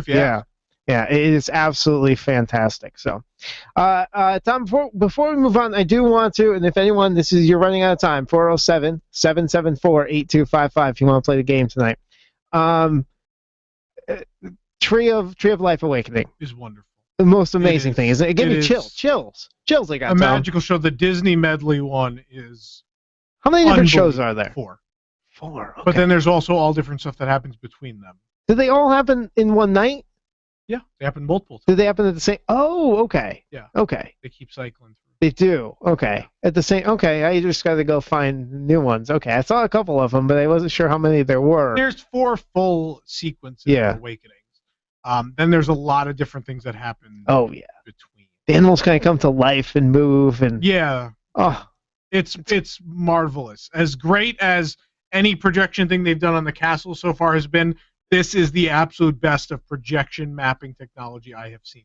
It looked perfect, and what they did with it, they really used the canvas to really make these things come alive and show these scenes on there. And it looked, I couldn't believe how good it looked. And when the tree would light up with certain things and different colors inside the tree, and oh my gosh, it was spectacular. Yeah. Then we have the night safari, which can be horrible or really good. I've had experiences where I didn't see any animals, and I've had experiences where I saw a ton of animals. Got to see the male lion just like around. Just like the daytime safari. Obviously, it's going to be harder. A little bit more misses. It is going to be harder. It's night. It's dark. You can't no, I get put a spotlight on every animal. I understand. I'm not asking for that. I'm not willing to write off night safaris. I almost did after the first ride, but then we went again, and it was really, really nice. It's pretty cool. In the spots I don't like that they cut the length of the ride down, but yeah, that was interesting. So you get less of the tour factor of it. It's more just about going around trying to spot the animals. It skips the bridge part. Yeah. which the driver goes, "Oh, we're not going to take that rickety bridge," to which our group, of course, booed, and then the driver giggled because we were booing that there was no bridge. We had a couple good spots with a nice view of the lion. The giraffes came up. The zebras crossed right in front of our paths. What about the hyenas? Weren't the hyenas supposed to be the night animals? They have not acclimated. I don't know what's going on with the African wild dogs. They haven't shown up yet, right? It's not working. Yeah. There's been like one. We saw one running around once. Oh. But they have not been showing up. I don't know what's going on. It'll take a little while, yeah. I found the giraffes are like the most active animals at night, which they're always out during the day too, but because they only sleep for a half hour a day, they're just as active, and they seem to really like get closer to the vehicles actually for the night safari. It's real weird. I had my closest encounter ever with a rhino on our second one. Did you? The truck is like right here. Yeah. The rhino is up against the truck, like running side by side with the truck. It was scary and wonderful at the same time. It wasn't awful. It just wasn't what I expected. It just depends when you go. But it wasn't what I expected. Yeah, I agree with What do you think of the effects? The twilight effect? Oh, I like the Eternal Sunset. I think it looks real. I think it looks really good as well. Yeah. We make fun of it. We call it the Jumbotron. But I like the lighting in the final scene when when you start, you go, it's supposed to be sunset. Right. By the time you get to the final scene, they're doing almost moon lighting. Right. That on worked. the what are they? The bluish lighting. I'm thinking the flamingo there. It was around that area. Scimitar horned oryx. Oh, okay. Wow. Are you serious? You came up with that? I ride that a lot. You have no idea. Yeah, and they have like night lighting on them, like moon lighting, and it's really cool. It's neat. I think I feel one thing is the effect was ruined in some spots because they have that yellowish glow light, the lampposts kind of that they're putting out there. I just feel that they have to point them so they're not a lot of times directed right at us. I feel like they have to be down a little bit. They'd cast that glow and they'd give that effect. But a lot of times the effect was ruined because they were just pointed right at us, and a lot of times I'd look over to my right and there'd be a big spotlight coming at me. The bottom line is you had to offer this tonight, and other than adding back the poachers or whatever, I think they did as good of a job as you can. They did a very good job. I guess I also imagined more I want more story. I want around. something to happen. Well, story would be great, but I want more story if on the they know it's going to be harder, no. I think if they know it's going to be harder to see stuff at night, there should be more of an effort to create a story. Which in some cases they did. They added the speakers with the animal noises in different spots. You like that? I'm okay with it. I'm really not this isn't mad Jungle about Cruise. That experience is fine on Jungle Cruise. I don't want you adding fake animal sounds into my nighttime safari. But I understand that they're reacting to it's harder to see animals. They're naturally camouflaged at night. You have to figure out something to do. I don't know if the speakers are the answer, but I appreciate the fact that they realized that may not be perfect to just let the safari exist as is with nightlight. Do the must-do? Do you have to do it at nighttime? What else are you going to do there? No. What I'm saying is... I would say it's worth it because I had a couple of really great experiences in the second and third time I rode this. The first time was awful. We didn't see anything. I felt like I was in Jurassic Park in the first movie. But I mean, someone taking a trip here. Mr. Hammond, do you have any dinosaurs in your dinosaur park? With someone taking a trip here, you have to do both daytime and nighttime to get the full experience of Animal Kingdom and do it? You got to go for the Tree of Life anyway. Mm-hmm. It's worth seeing. So if you're going to be there, I'm saying you got to do Everest and you got to do Safari. All right. There's no reason not to. And Kali and even Primeval World, for that matter, are cool enough at night. Yeah. All right, we'll have much more when we get back. We're going to bring on some WDWNT staff, and we're going to talk about some of the ghosts of Walt Disney World's past. In honor of Ghostbusters Day. Oh, nice. We have a flashback to the future. Wait, you forgot to talk about magical travel. I know. We have a flashback to the future about not Star Wars weekends, and then we'll find out who's mad at Tom as well. WDW News Tonight is brought to you by Magical Travel. Magical Travel is an authorized Disney vacation planner and is always ready to assist you in making your next trip to the Walt Disney World Resort, Disneyland Resort, or aboard the Disney Cruise Line even more magical. Right now, you can awaken summer and save up to 30% on rooms at select Walt Disney World Resort hotels for stays most night, June 12th through August 25th, 2016, when you book by June 10th. Plus, you can get an exclusive Awaken Summer BB-8 Magic Band when you upgrade to a room and theme park package. For more information on this and other offers, visit magicaltravel.com and book your next Disney vacation today.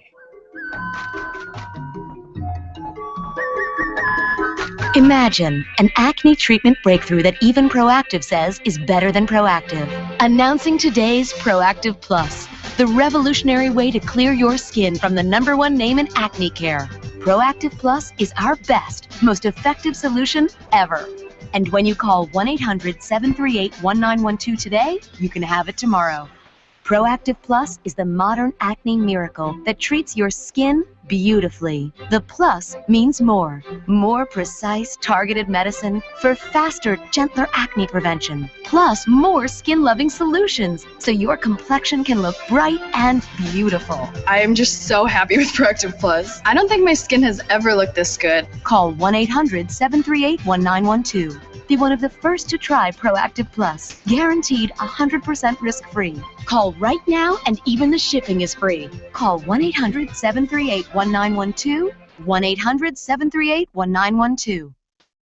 The City of Apopka reminds you to think twice when you recycle. More and more unrecyclable materials are showing up in city curbside collections. So here are some handy tips to make sure that we all recycle properly. Do not put plastic shopping bags in your curbside recycling. It's best to gather up your plastic bags and return them to the grocery store. Do not recycle plastic hoses or tubing, toys, or structural plastic. Don't recycle styrofoam and packing foam. Also avoid window or sheet glass, ceramics, light bulbs, food-contaminated paper, such as greasy pizza boxes or fast food wrappers, photos, and hardcover books, appliances, metal pipes, or automotive parts. It's harmful to the environment, so do not put hazardous household waste in city recycling bins, such as toxic or flammable chemicals, computers, or televisions. Although some of these items can be recycled, take them to a special disposal and recycling facility. In Orange County, that facility is on LB McLeod. So when you recycle, make sure you include only plastic items with a recycling number 1 through 7 stamped on the bottom. Metals include aluminum drink cans and foil. Wash out containers before disposing them. When it comes to paper, newspaper, magazines, paper bags, and old mail are easy recyclables. But please do not recycle wet cardboard or shredded paper. We don't want to see any interruption in your recycling service. So for a complete list of recyclables, go to apopka.net.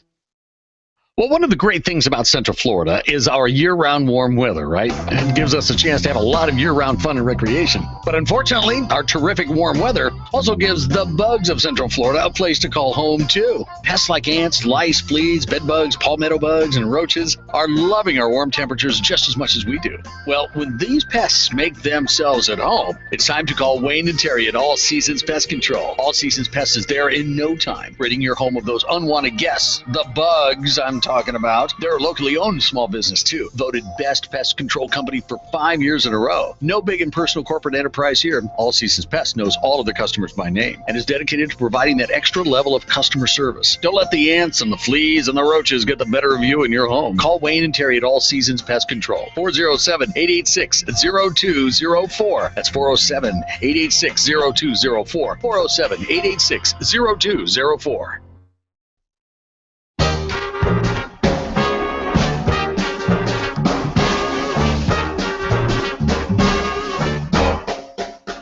Look for the bare necessities, the simple bare. Speaking of bear, Tom and I just shopping on buildabear.com during the commercial break. Well, I shopped earlier today. Well, you guys were at TeePublic and Magical Travel. For those unaware, I'm a fairly big Ghostbusters fan. And they're doing special Build-A-Bears for Ghostbusters. And one of them, they're not even really bears, some of them. There's a Stay Puft Marshmallow Man. And not only that, you can put the music in him so he plays the Ghostbusters theme song. And you could also put a marshmallow scent in him. Oh, it's amazing. Really, but they also have a 12-inch tiny Slimer one. Yeah. So I had to get that too. So it was Ghostbusters Day. It looks great. I'm doing this. Yeah. And it made me sad that they have Build-A-Bear at Downtown Disney at the Disneyland Resort. We didn't get one at Disney Springs. I'm kind of upset about it.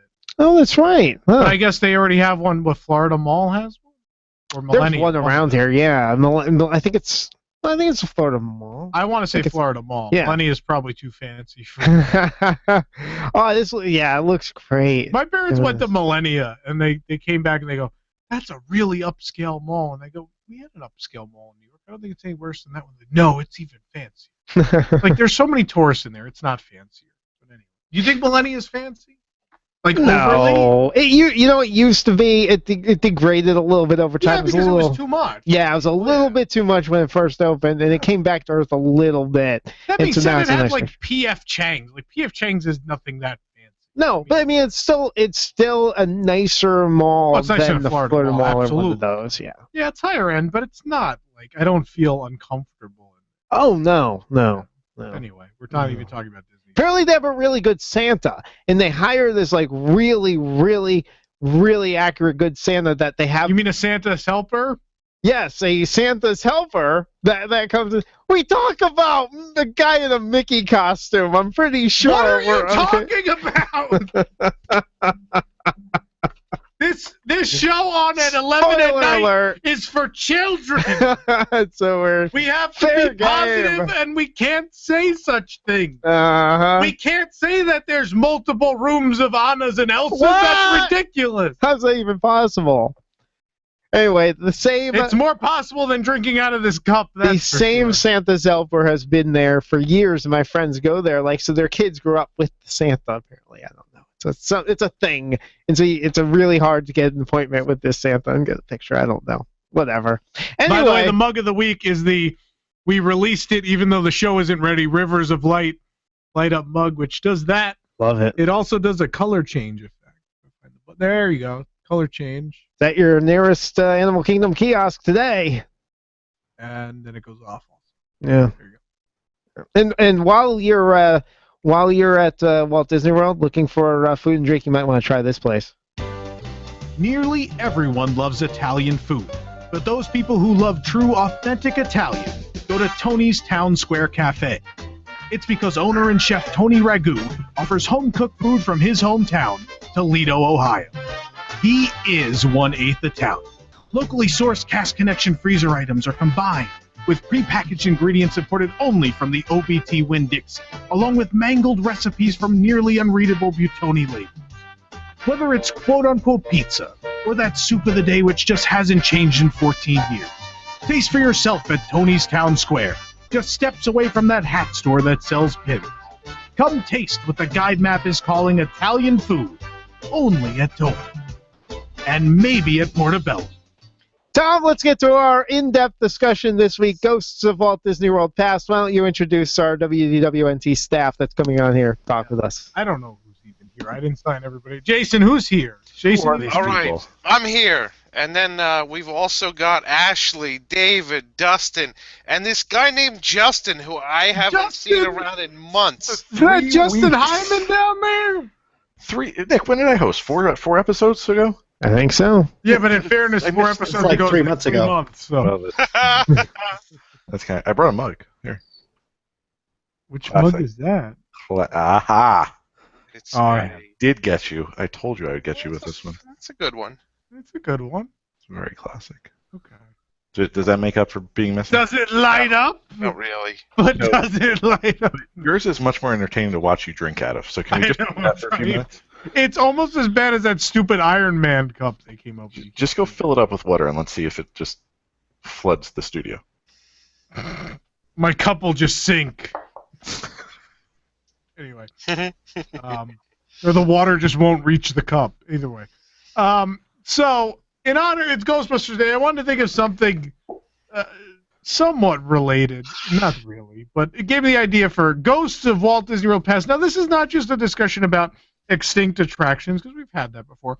I wanted to talk about the attractions that still haunt Walt Disney World. And what I mean is they're the attractions that people from all walks of life, not just fanboys, but what are the attractions that even people that maybe just went once or twice in their life, they come back and they're like, oh, they got rid of that? Why is that not here? And the other reason I thought of this was Universal had a Ghostbusters show.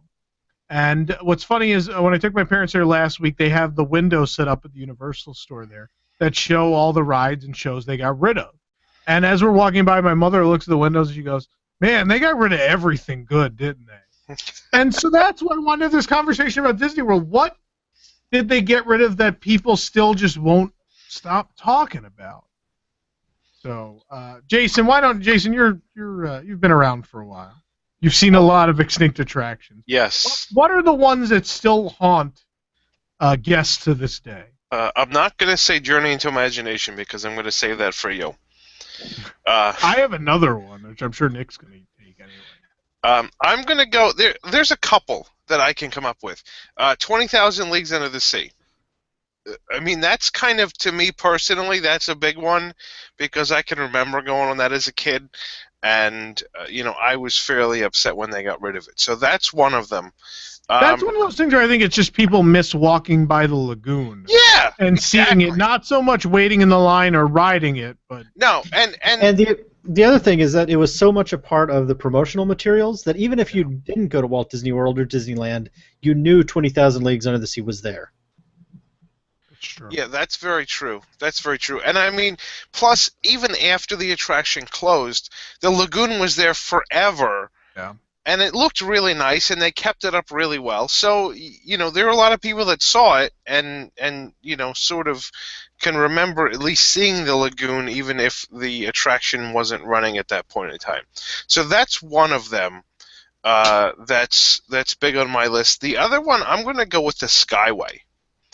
Because actually, up until only a couple years ago, the Skyway building still existed. The one in Fantasyland next to Small World, they kind of took down when they put the tangled toilets in, and the one in Tomorrowland was there even more recently until they. It's still there.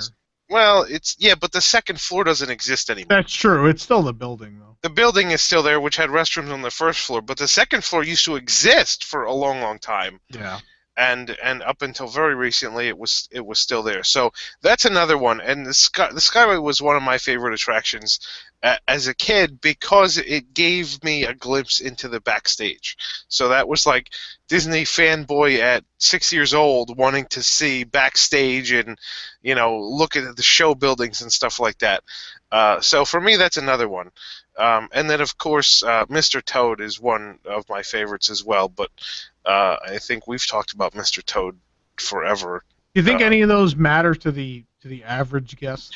It depends. If it's a person that went 20 years ago and they're coming back for the first time in 20 years, then yeah, they're going to wonder what happened to 20,000 Leagues, and they might wonder about the Skyway, and they probably won't wonder about Mr. Toad. Do you think they still wonder now that it's finally been replaced with something? Yeah, I think that's a big help, certainly, that there's something there that's actually decent. There, and not just a playground. But, I mean, 20,000 Leagues was the favorite of a lot of people of my generation. Yeah, I think David's point is the best point about it. It was iconic in that it was such a big part of the marketing for so long. That's definitely true. So of those three, that's the big one, definitely. And look at how much Nautilus merchandise they still pump out to this. They still make it. Yep. Same thing with Mr. Toad. I mean, they brought the Nautilus to a pin event a couple years ago. They did. Yeah, and I think Mr. Toad is also in that discussion because even the phrase has entered the cultural lexicon. So people are still going to think about it. Again, even if they haven't gone in a long time, they're going to assume that it's still there. Plus, it's still there at Disneyland, so that. Yeah. Sorry. For Mr. Toad, that's a big deal that it still exists at Disneyland. Right. Yeah, Ashley, you want to go ahead? Oh well, I was just gonna say, and there's an homage to it at the Haunted Mansion with Mr. Toad's little placard there, and I know everybody can't read it, but he's still there. And damaged Big Fig that they repainted. But I still can't decide if it's being nice to the people that loved Mr. Toad or rubbing salt in the wound that you killed him and then buried him. I mean, I guess that's what you're supposed to. It's always nice that things are gone but not forgotten, and I think that's what they try to do with the nods. But Ashley, what ones come to mind for you? What do you think are the ones that people still wonder why? That was mine so far that I've thought of, was Mr. Toad. Okay. Dustin, what about you?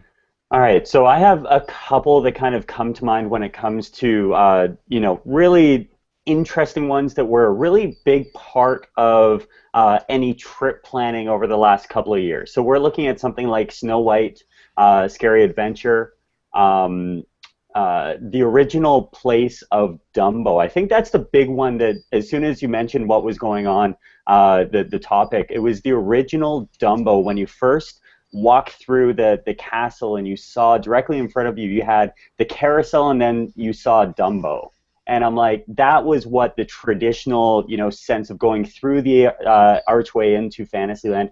And you saw this kind of gateway for kids to be able to go from, really seeing what Disney's all about, and then all of a sudden being able to, there's Dumbo, there's what we can do.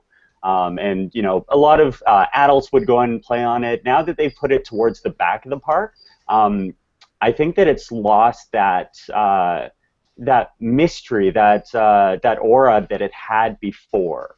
The other big ones that come to mind, obviously, over the next couple of years, as things change with the studios and with the Animal Kingdom, we're seeing a lot more of those attractions that were big parts of the advertising campaigns over the last 10 years. You mean like all of the studios? Yeah, so Light Smarter Action, everything. The small one that really came out, and I'd love to get your guys' thoughts on this, is Luxo Jr. It was so cool. Yeah. And a lot of people kind of turn it into this aura, this kind of mystery. All of a sudden, you'll walk through Pixar Place, you'll actually see people still looking up at the door. It's almost like an urban legend at this point, because he existed for such a short period of time, and Muppet Mobile Labs was the same way, really. Yeah. He existed for such a short period that Tom Corless only saw it once. That's how short it is. I saw Stitch's Supersonic Celebration twice, so it's a big deal to only see something once. Yeah, so I definitely think Luxo Jr. was a big one, and I think the other really unique category of this this topic is all the parades. You spend so much time going and searching out a spot for the 3 o'clock parade in the Magic Kingdom, or all the various shows that have happened at the studios, or even at Epcot, and you kind of go back in time and be like, wow, that was cool. We were there during that one time where we saw a parade at Epcot, or we saw a true parade at the studios.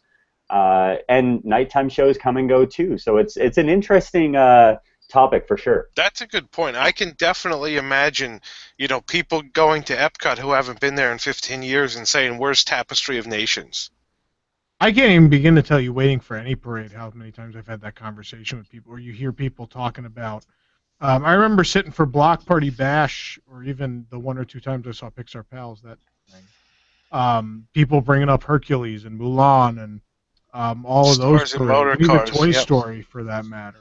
And having worked at Theme Park Connection, I think it's funny that a lot of retired parade stuff goes for a lot of money. People have strong connections, and maybe it's a bit of, only saw that a few times, but I really liked it, and maybe it's one of those things where entertainment doesn't get overdone. The parades exist for a set amount of time, and you see them a couple times, and you don't have that ability like Haunted Mansion where it's going to be there forever to see it over and over and over and over again until the end of time. Parades exist for 5 or 6 years, and you see them however many times they were, and then that's it. You never see them again. They don't come back, especially after you leave them outside to rot. But anyway, just Nick, say it. since Just I set you up go there, there why now. don't you go ahead?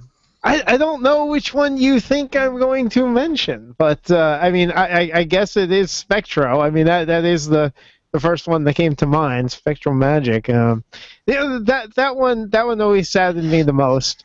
But it's the one people bring up a lot. Like every time I'm waiting for Main Street, I feel like I hear people talk about it. Well, the problem is I think we were all done with the the electrical parade. Like I think we were okay. Like it was done. We had our goodbyes, but we didn't have our goodbyes to Spectro. And I think that when you're able to give a goodbye to an attraction, I think you could be at peace with it. Like we said goodbye to Maelstrom. We said goodbye to Captain EO. We never got to we never really got to say goodbye to Spectro because they thought it would come back. Yeah. They. That was actually the beginning of my real cynicism about everything Disney. It started right there. It was like, oh, okay, well, can't take anything for granted. is the thing. So that one, honestly, you know, one of the ones that that came to mind is, and more because I never got the chance to enjoy it. I love Fort Wilderness Campground, and that's where my family and I always used to go on vacation. And they had the train there, and my dad swears I rode this train. Now, that one's a real, like, that is the urban legend. Yeah. Is that train? Yeah. And I guess it's possible. I think it closed like in the early 80s, so it is possible. I thought it closed in the 70s. Did it close in the, see, when you told I want me, to say like late 70s, maybe Right. right around 80. Yep. Yeah. So my dad swears like I was on it as an infant. I don't know. I guess You don't remember? I do not remember it. And I want, like, as much as I love that campground and enjoyed it and grew up going there all the time, like, I would have loved if there was a train there for me to ride. So that's one that upsets me, as far as never being able to experience it. And then there's a group that kind of haunt me, like in this was the whole ghosts thing, because this was actually one of the first ones I thought of, was Cranium Command, because the Wonders of Life Pavilion still exists, and it's sitting there, and it's mocking It really is. me. It's like every time I see it, I'm like, Theater still exists.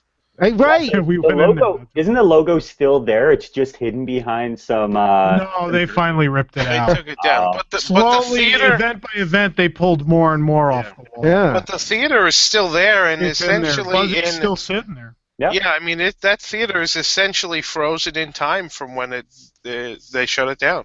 Well, and they still use a lot of the convention space and the VIP sections upstairs for various training. Yeah, they do. And that kind of Body special Wars things. is where they tested Star Tours. Yep. David, how about you? Yeah, I mean, I think we've mentioned the ones. I mean, the only other one I was going to mention was Body Wars, maybe for the wrong reason. But I think a lot of people feel haunted by that, but again, for the wrong reason. You know, I wonder for a certain generation of Kitchen Cabaret is kind of that attraction. There's just they hold on to. Yep. That would pretty much be me and my generation for sure. But then again, the classic Epcot has always kind of had that lore. And that's what I was going to actually say is, what about all of like 80s Epcot? Because the Living Seas Seas falls into that, That's you know, like like all the of original, early '90s Universal. It's kind of the same thing. original The two universe of parks, energy. Yeah. there are two parks that got completely, demolished in a lot of ways. And Epcot, I think, hurts more because Universal, at least they've leveled everything. In the case of Epcot, those buildings are still there. They Most just of them contain are. things other than Horizon. They just contain very different things in them. Yep. The thing about early Epcot, though, is that I'm not sure the average guest cares so much. If we're talking about average guests, Other than Figment. we all care. Yeah, Everybody Figment, I listening think, to it. is the big thing. Yeah. I think for a lot of people, Still there, and they'll go on it, but there's no way that anyone who rode the original Figment ride as a kid and comes back now and rides Imagination is going to be like, there's no way that you can't be saddened. Yeah, so true story. A couple times in the time I've lived here, I've come off that ride, and as I'm getting off, I hear people say, "They made that ride shorter, didn't they?" Did a lot more than that. So the average guest notices, even if Journey to Imagination wasn't something they were super crazy about, they notice that something happened there. So now that's a great point. Looking at a couple of the items that are still in the parks that guests walk past, as in the river boats in the Animal Kingdom, the fact that they had the Pooh and Eeyore and Tigger meet and greet down at the loading docks for so long. And then just recently they got rid of the Plaza Swan boats, the old landing platforms in the kingdom. So those types of things that they don't just close and rip off. They just like, hey, we're going to all of a sudden stop. And people are going to ask, hey, what's that? And we're not going to be able to explain it. It's not coming back. Oh, it's nothing. Nothing to see here. Move along. So Justin, I want you to go. I know you're going to steal my other one, so go for it. Am I? I'm kind of taking the average guest fairly approach certain here. I know where you're going to go with this. I It's a might Magic surprise you. Kingdom. No, I was going to let that one be. Oh, were you really? Is it the Tomorrowland attraction? Is that what Yeah. no, I was going to let it be. Okay. I've said too much. I thought we were going to play Where's Tom Corless. I'm like, okay, so if we're in the Magic Kingdom, we're talking Tomorrowland. If it's not Mission Alien Encounter, I'm tomorrow. thoroughly surprised, so I want to hear what Justin No, has to I say. thought about that, but I went more average guest, not Justin Crazy Alien Encounter guy. So there's two things that popped into mind, especially from an average guest perspective, and the first one is all of Toontown or Toontown Fair, whatever you like to call it, because there's still one out, on the other coast, so that causes some level of confusion.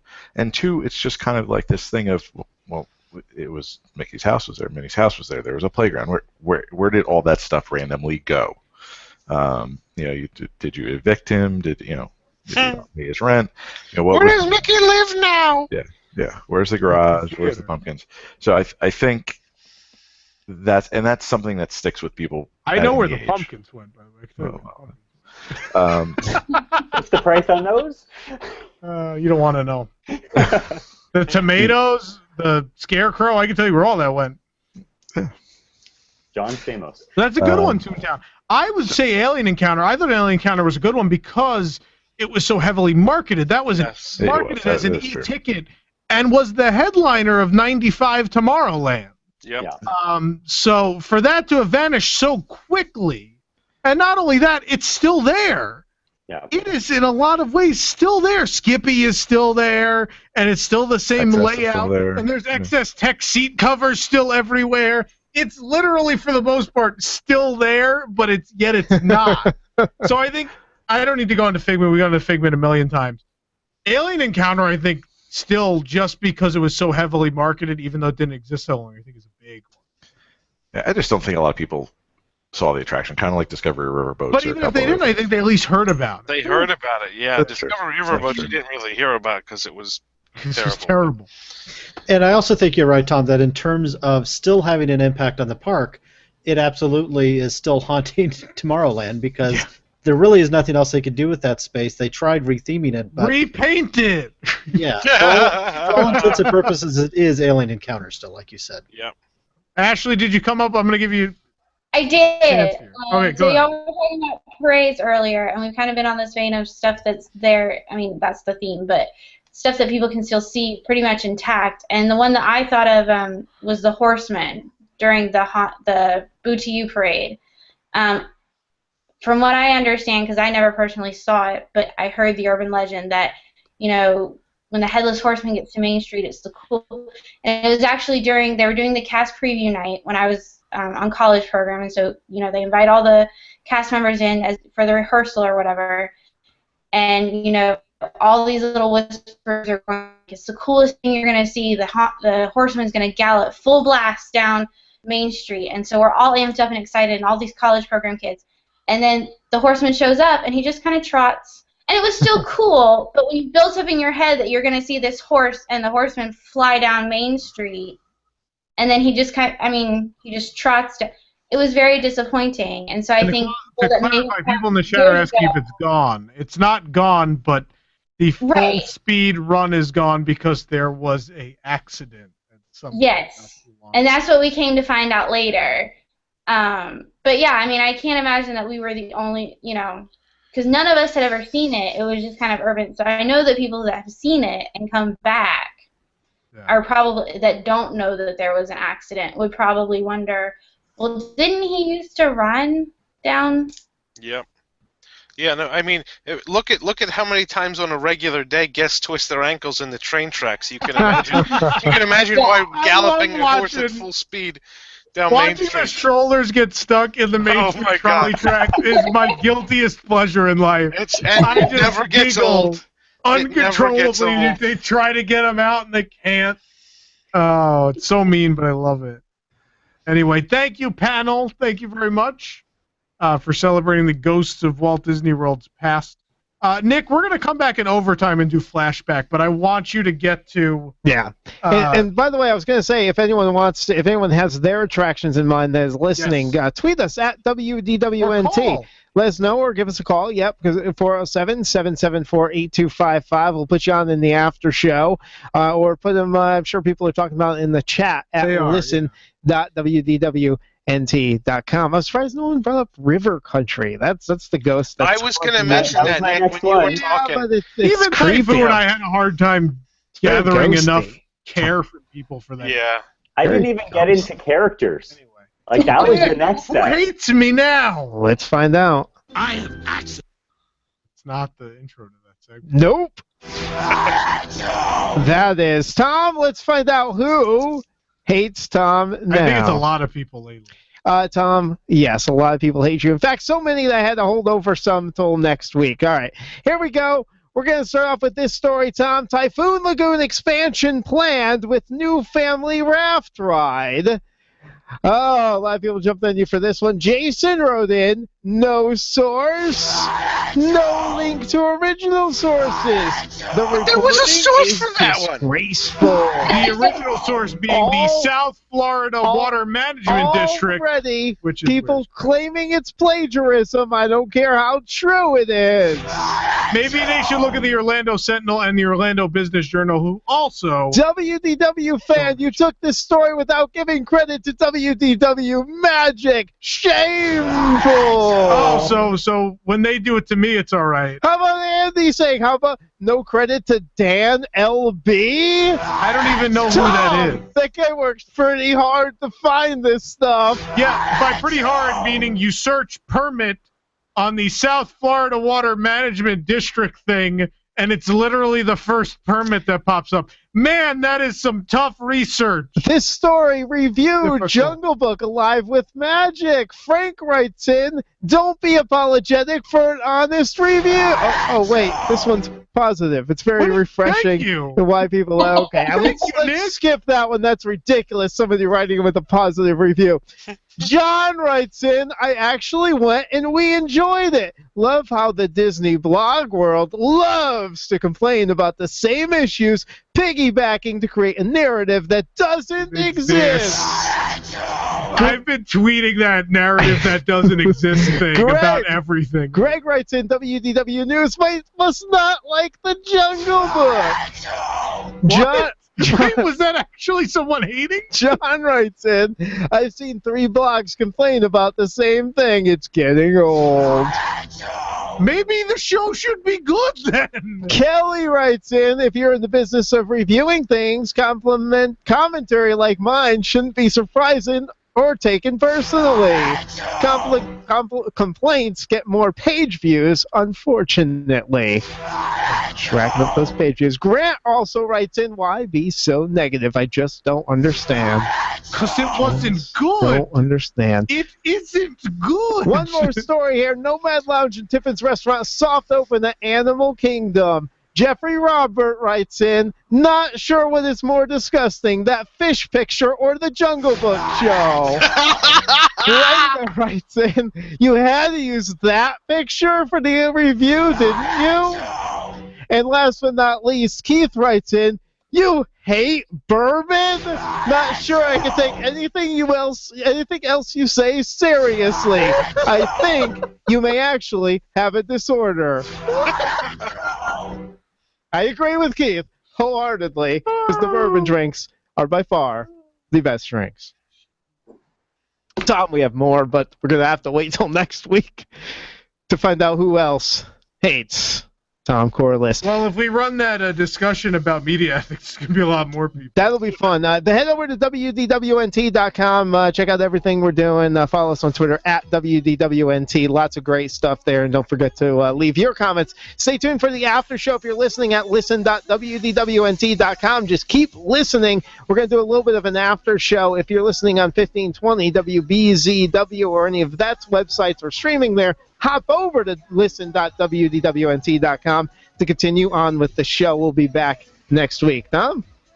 And remember, kids, printed to the only thing on this page, beware of hitchhiking ghosts.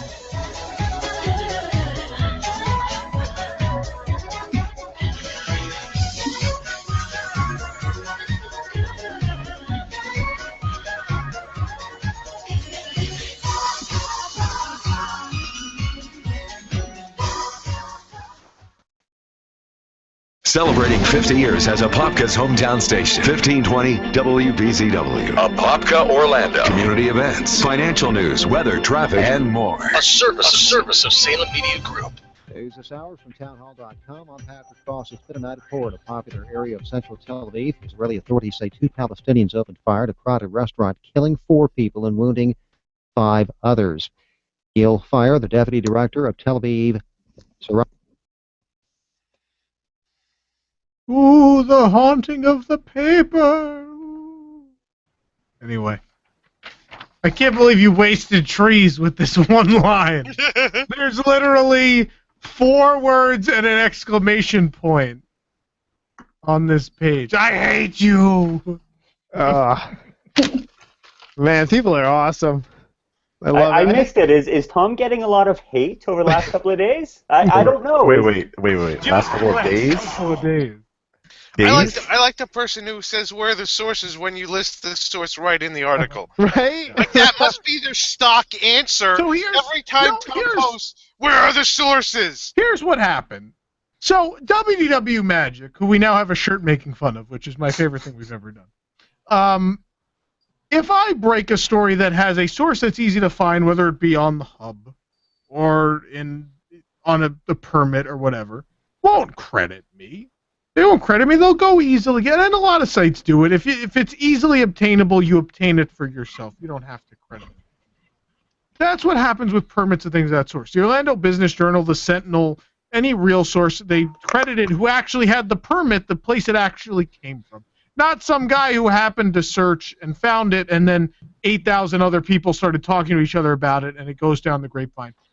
I don't know who Dan LB is. I've never heard of that person in my life. He does a lot of hard work to find this stuff. Someone texted me, hey, it looks like a permit came out for that Typhoon Lagoon thing. So you know what I did? I opened the permit site and searched, and it's literally the latest permit in all of South Florida. Not even just by Disney. It's literally the newest permit. You could find it by just hitting the search button. You don't even have to enter any parameters. It just comes up. So, and Tom, this goes back, honestly, to a topic we talked about in the first hour about kind of media ethics and what you learn, why the Disney community is so separated on this. I mean, you have these people that are so territorial. No one has ever credited anybody with anything. People tried to not credit me for photos that were sent to me and me alone from inside Frozen Ever After. People tried to claim they were there.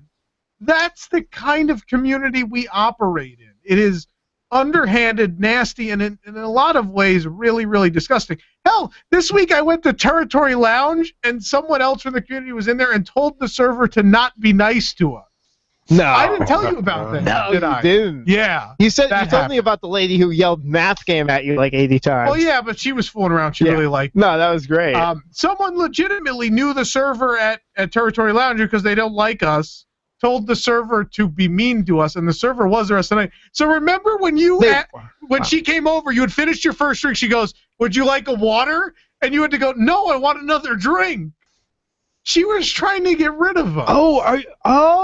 Yeah. Is that why she was being so weird? Yeah. I'm glad I had something I spit out of my mouth in my napkin that she had to pick up. Then I felt bad about that, but now I don't. No, she was terrible. Anyway. That's the kind of stuff that goes on. There's a lot of stuff. I know I've hinted at it. Oh, wow. That explains it then. Hinted, I know. We've told full stories before, too. Well, the issue with that, and I don't know how much you covered in the first hour, is when you go to school for journalism, they teach you about sourcing, but they also teach you about what's known as free range. Yeah. If someone gives you a source, like you are talking directly to a person, then that source is covered by your own ethics. You don't have to share who that source is. No. You just have to present the sourcing and you tell the story. But there are things that anybody can find via a Google search. Press releases, permits. Yeah, anything that's sent to the wide world, anything that's tweeted. As soon as something is sent out via social media, it's fair game. Now, there's still certain things, images, that you still have to credit, but we're in that mentality right now, and Disney community is very kind of hit or miss because you have people who have true journalistic ethics, who understand what journalism is, and then you have sideline commentators who are very good at retweeting and that kind of a thing. And there's two different levels. Yeah, but the problem is that the level of people that are amateurs, that are not journalists, far outweighs the number of people that are legitimate journalists and legitimate news gatherers. So, and you're in a highly competitive community as well for some reason. So you're going to get that kind of underhanded nature of it's part of what the community is. And I think you see that in a lot of other fan communities that are reporting on stories and breaking news. Like I mean, it happens in the Star Wars fan community. It happens in, all kinds of places. Right. It's kind of the nature of the beast when you can make money from things by ads on your website. Then there's going to be competition. Competition, and it's all about free market. After a while, but yeah, my big thing as soon as I saw that there was like a one post that was on one website, and then all of a sudden it showed up on another. It's like, well, maybe they were both typing at the exact same time because they saw it on the same public website. And hey, look at that! It takes a little bit of time to get a photo. Oops. Some people like to write more. Yeah.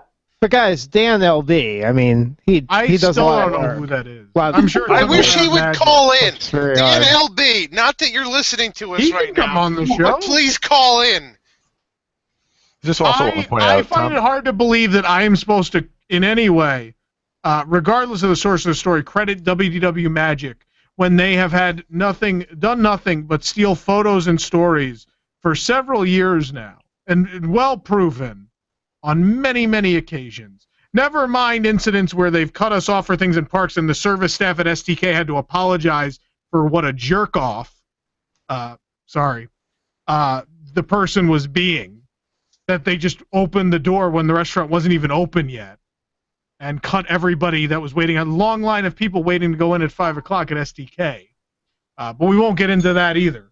I am at no point, whether or not it's a press release or whatever, I'm not going to steal a story from them, but you could be damn certain just because they post something first that's from a public source of information, I will never give them any credit. They are the worst kind of people, and I have no desire to give them any more publicity than I already do by bashing. Aren't we selling a shirt?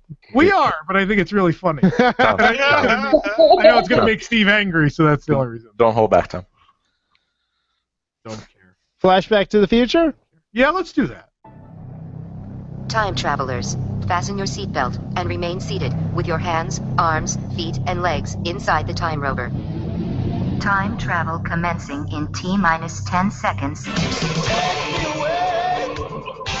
don't mind, but you better promise me I'll be back in time. Right.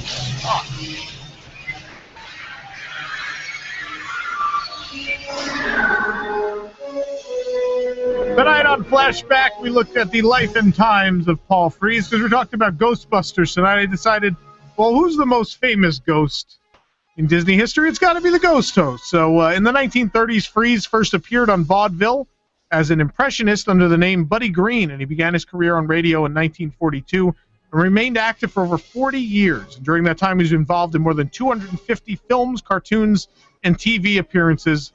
Like many voice actors of the time, his appearances were often uncredited, though. Uncredited, like my stories. Frees' early radio career was cut short when he was drafted into World War II, where he fought in Normandy, France, on D-Day. He was wounded in action and was returned to the United States for a year of recuperation. He appeared frequently on Hollywood radio series, playing lead roles in parts on Gunsmoke and crime classics. Unlike many voice actors who did most of their work for one studio, Frees worked extensively with at least 9 of the major studios. Walt Disney Studios, Walter Lantz Productions, UPA, Hanna-Barbera, Filmation, MGM, and many, many more. Some of Frees' most memorable voices were Disney projects. Of course, he was the voice of Professor Ludwig von Drake. He was also the narrator of a number of cartoons, including the educational short film Donald in Math Magic Land, which may or may not have been the inspiration for the math game. He also provided voices for numerous characters at the parks, including, of course, the Ghost Host of Haunted Mansion, and several audio animatronic pirates, including the Auctioneer in Pirates of the Caribbean. He's also the voice of the Dead Men Tell No Tales, used in the ride. Freeze also provided narration for the Tomorrowland attraction Adventure Through Inner Space and was the first narrator of the original Hall of Presidents. Audio clips from multiple attractions and Freeze's voice were also used in fireworks shows at Disneyland, most notably Remember Dreams Come True. A computer-animated singing bust of Freeze appeared in the 2003 film The Haunted Mansion. Look it up, kids. Similarly, audio recordings of Freeze from Pirates of the Caribbean appeared in Pirates of the Caribbean, or could be heard, I should say, in Pirates of the Caribbean at World's End. Freeze also had a small live-action role in the 1959 Disney film The Shaggy Dog. Freeze was a regular presence in Jay Ward cartoons, which I'm going to mention because I love them so much. He was the voice of Boris Badenoff in Rocky and Bullwinkle, Inspector Fenwick in Dudley Do-Right. He was the ape in George of the Jungle. Many other characters in that show as well, and many, many more in those Jay Ward cartoons. He's also well remembered for his voices in the Rankin and Bass cartoons, which we've parodied many times in the Christmas podcast parades, including Burgermeister Meister Burger in Santa Claus is Coming to Town. He's also the traffic cop, ticket taker, and Santa Claus in Frosty the Snowman. In television commercials, he was most famously the Pillsbury Doughboy, the 7-Up Bird, Fresh Up Freddy, which I've never heard of before this, the Fruit Loop spokesbird Toucan Sam, and Boo Berry. He was also the farmer in Little Green Sprout who called out to the Jolly Green Giant, "So what's new besides ho ho ho Green Giant?" And of course, Freeze was professionally active until his death in November of 1986 when he was living in California. His body was cremated and ashes scattered across the Pacific Ocean. But of course, most well known as the ghost host, but an incredible voiceover career for Mr. Paul. Where was the Star Wars Weekends one? I don't know. I deleted it now. So we have to go back into an old script and resurrect it. Next April. Next April. We'll save it. No, that's good. I'm glad we came back to that. That amazing career. Like that had to be a super fun career. Yeah. And so much stuff I love. So it's it's hard not to love Paul Frees. I mean, Rocky and Bullwinkle cartoon. Yeah, I mean, he's done so many things that are so well known by people. Sam. I mean, that's insane resume. And the funny thing is, there's someone else in the Haunted Mansion who has a similar resume that's just as impressive, and that's Thurl Ravenscroft, who we'll talk about another one at some point. See, maybe we'll do that on Halloween. He was a true voice actor. Like, he wasn't one of these guys who was a great actor and then decided, oh, I can use my star power to go and do voiceovers. He truly understood what it was all about. You mean like Neil Patrick Harris in World of Color Celebrate? Or Will Smith? Or any of these guys who are doing, like, I just look at the entire film catalog of something like Shark Tale, where you're just like, all right, I understand it. Or Madagascar. It is sad that we lost, like, Jim Cummings is like the last of those people, because so many of those roles and even commercials these days go to really famous yeah, actors, it's that voice. Voice it's actors, regular actors. Recognizable. Yeah. And that was that big, when you look back in the early Disney mentality, especially in the parks, they found the right voice. They didn't just find someone who could do it. It was like, okay, this is adding to the show. And this guy, not only, I look at it, and the very first part of his bio was the fact that he had a 4-octave voice range. That's crazy. That's nutsoid. So he could really do it all. And, you see a lot of these panels at, like, D23, where you'll meet the voices of the parks. Oh, it was such a good panel. Like, such an amazing thing, and I wish that he would be able to be here and really say what it was all about. Absolutely. So, yeah. Nick, we actually, in just about record time, got through the whole show. I know, I'm impressed. Good show tonight, Tom. Nice to have you back here in the studio. Good to be back and causing controversy and making trouble. Sounds good. Well, thank you, everybody. Appreciate it. That was a good segment. That was a fun segment. No, that was a fun group segment too tonight. The ghost attraction. So this show is still a work in progress. We're trying to see what works. I think tonight worked for the most part. Tonight worked well. Work in progress. We're there. Top of the mountain. We got that ad for Tony's now. We're raking in the dough. No room for improvement. Yeah. Tony's actually paying you cash, or are they just giving you like free entrees when you Trade. We get free meatball entrees. sliders. They'd have to pay me to take free entrees. Yeah, I know. That's exactly where I was going with that. You have to get that animated. Like, that would be the funniest thing to put up on the YouTube channel. Should really just take a bunch of B-roll shots of Tony's and put all that to it. Oh my god. That'd be pretty great. Well, I was sitting at that table and having the meal.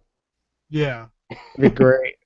You like slowly chewing your Soup of the salad, day. like the salad falls out of your mouth. Play it one more time. Come on, one more time. All right, one more time. Nearly everyone loves Italian food, but those people who love true, authentic Italian go to Tony's Town Square Cafe. It's because owner and chef Tony Ragu offers home-cooked food from his hometown, Toledo, Ohio. He is 1/8 Italian. Locally sourced Cask Connection freezer items are combined with prepackaged ingredients imported only from the OBT Winn-Dixie, along with mangled recipes from nearly unreadable Buitoni labels.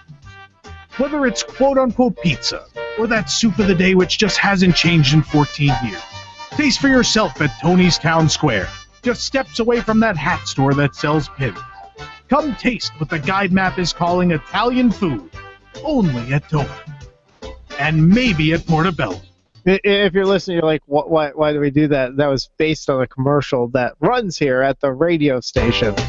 Nearly everyone loves Italian food, but those people who love true, authentic Italian go to Cafe Positano. It's because owner and chef Pasquale Barba offers home-cooked food from his hometown, Positano, Italy. He is Italian. Local fresh items are combined with rare ingredients imported only from Italy, along with generations-old family recipes. Whether it's pizza or those delicious daily specials, taste for yourself at Cafe Positano, 4 miles west of I-4 on 436. 407-774-8080, the most authentic Italian food in Central Florida. Things you can buy on Fiverr. I'm just saying. I think we know what Patrick Hackett just opened for a new series. Ouch. So anyway, thank you everyone for tuning in as always, whether it's live or recorded or you downloaded the audio version of the show. We appreciate it.